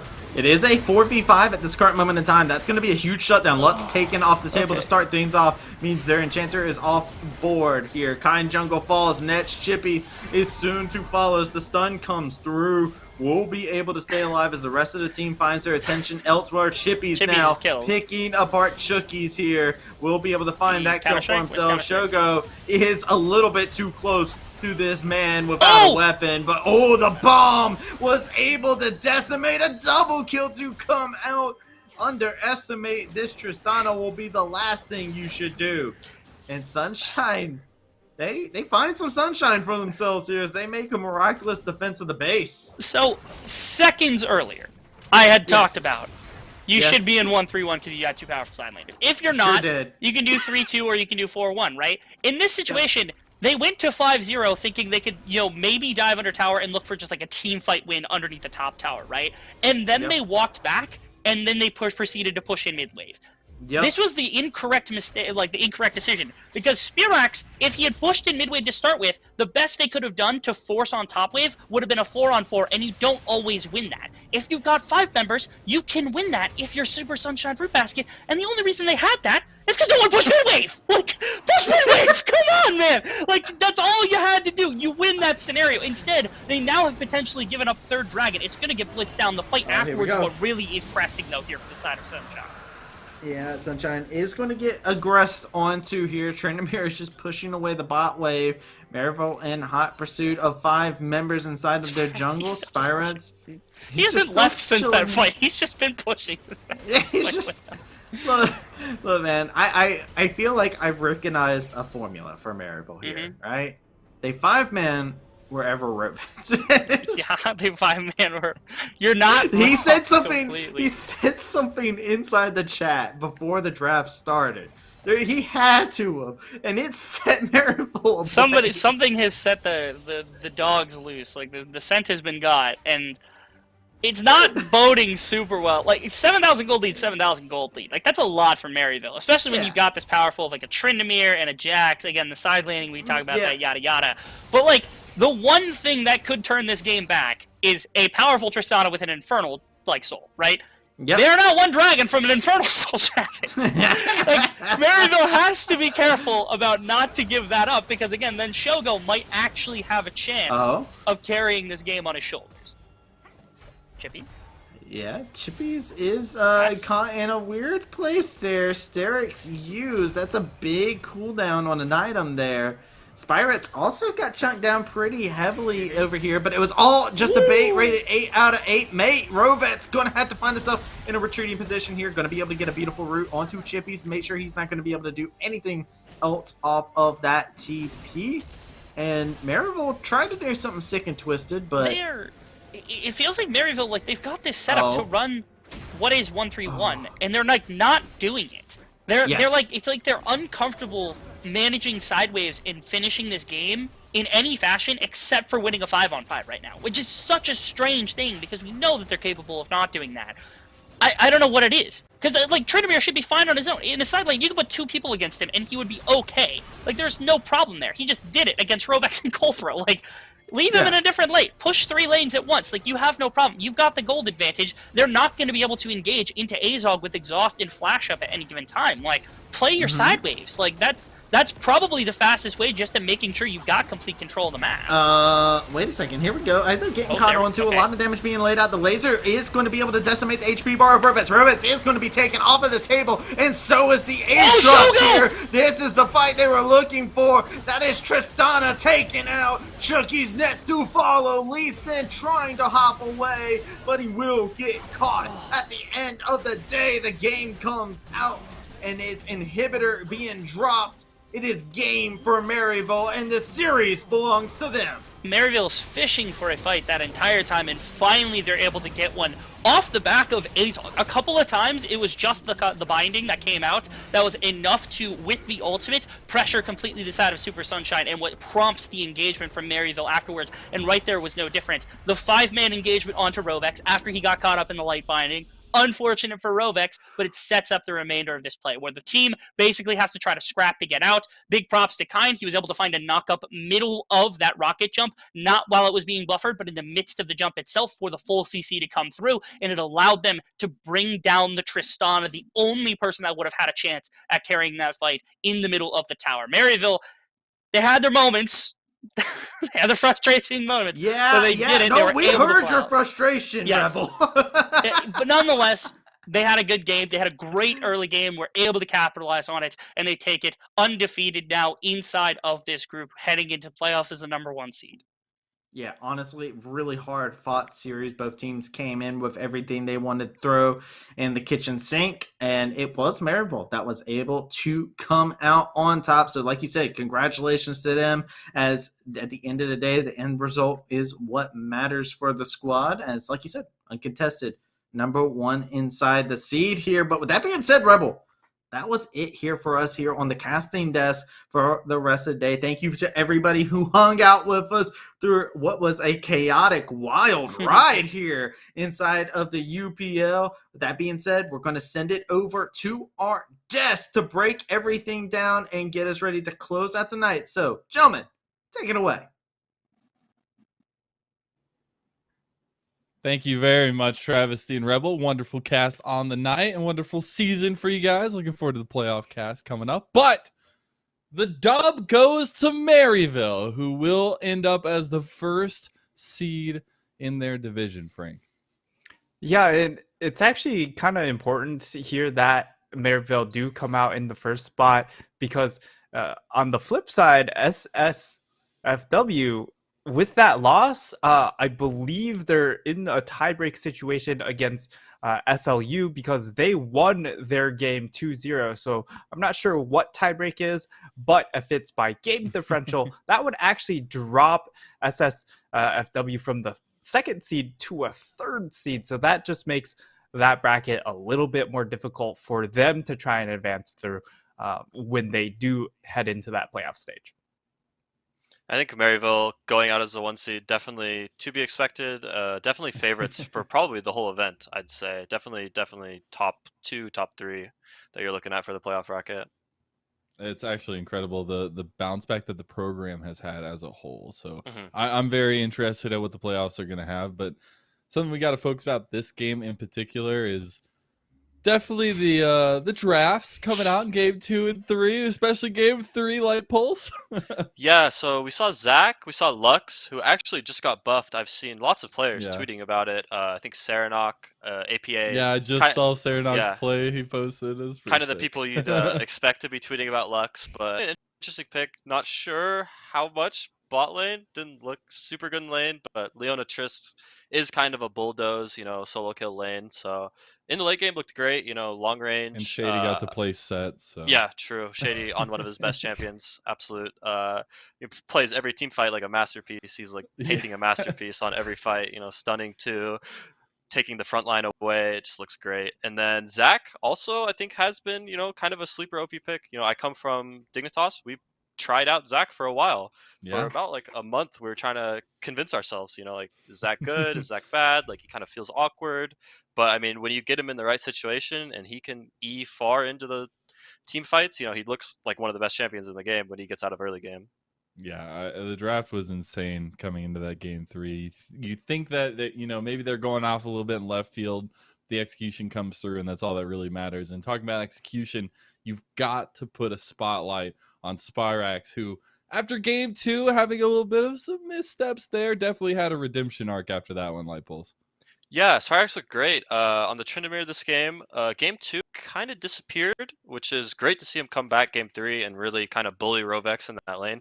I think he got Flame Horizoned at the end.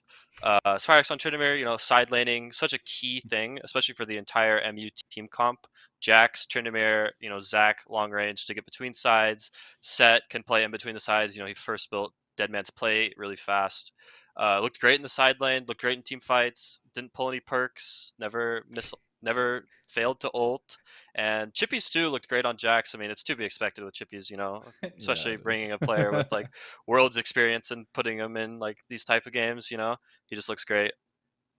He does indeed. Nightstar, I want to get your last little thoughts on like the evolution that we saw of this series here. I definitely think from game 1 and then you go into games 2 and 3, it was definitely a lot more skirmish centric. And you saw these big cooldowns really get punished, right? In game number 3, it was that TF ultimate. You can make plays, really big structured plays when you do have TF ultimate. But when you have that on cooldown, that's where a lot of these other picks do start getting rolling. And you saw how often these fights happened. And that's just not where you want to play as a Twisted Fate. You want to keep things a little bit more stable when it comes to lanes, and then be able to really organize your plays in almost a step-by-step process. But when things break down, you aren't able to establish vision. That's where the Tryndamere excels. That's where the Zac, more importantly, excels, because they never know where that champion's coming from. It is. I think that the fact that we saw like this kind of evolution of the meta right as we're going into playoffs is so interesting to me. And I know we got a little bit, teams are going to be taking some time to get strategies and everything prepped for what comes next. But this is a very good showing for Maryville, and we'll see what happens for the Fruitbasket Warriors, as I'm very excited to see their growth as well as a squad, because I think they've shown a lot of pluses in high moments, right, Light Pulse? For sure. Taking a game off Maryville is no easy task, even if it's a game like game 2 where, you could say there's like a draft gap on one side for sure. But even like being able to throw them out of their comfort zone is very impressive. Yeah. Well, guys, I want to give y'all one last moment here on the desk to kind of give us your socials, give us where we can catch you guys at. Nightstar, if you want to go first. Right up top there. I don't know where my finger is, but right there, somewhere out there. That's my Twitter. That's Twitch. I don't have the IG. I don't have the Insta or any of that fancy extra stuff. I like it. Light Pulse, where can we find you at? What you working on? Follow me on Twitter, LightPulseLOL. See my plans for the upcoming season. We'll be playing in hopefully some good leagues. See my banger meme tweets at BSU. We have one over there, so. Well, I have appreciated having you guys both on the desk. Got to give one last shout out to Revel and Travesty on the cast. It was awesome to hear them take us through this regular season. And to everybody on production behind the scenes, it's been awesome having you guys along with us as well, making us look so good. So thank you to the audience for coming in, tuning in, and being here for the regular season of UPL. And until next time, we'll see you on Summoner's Rift.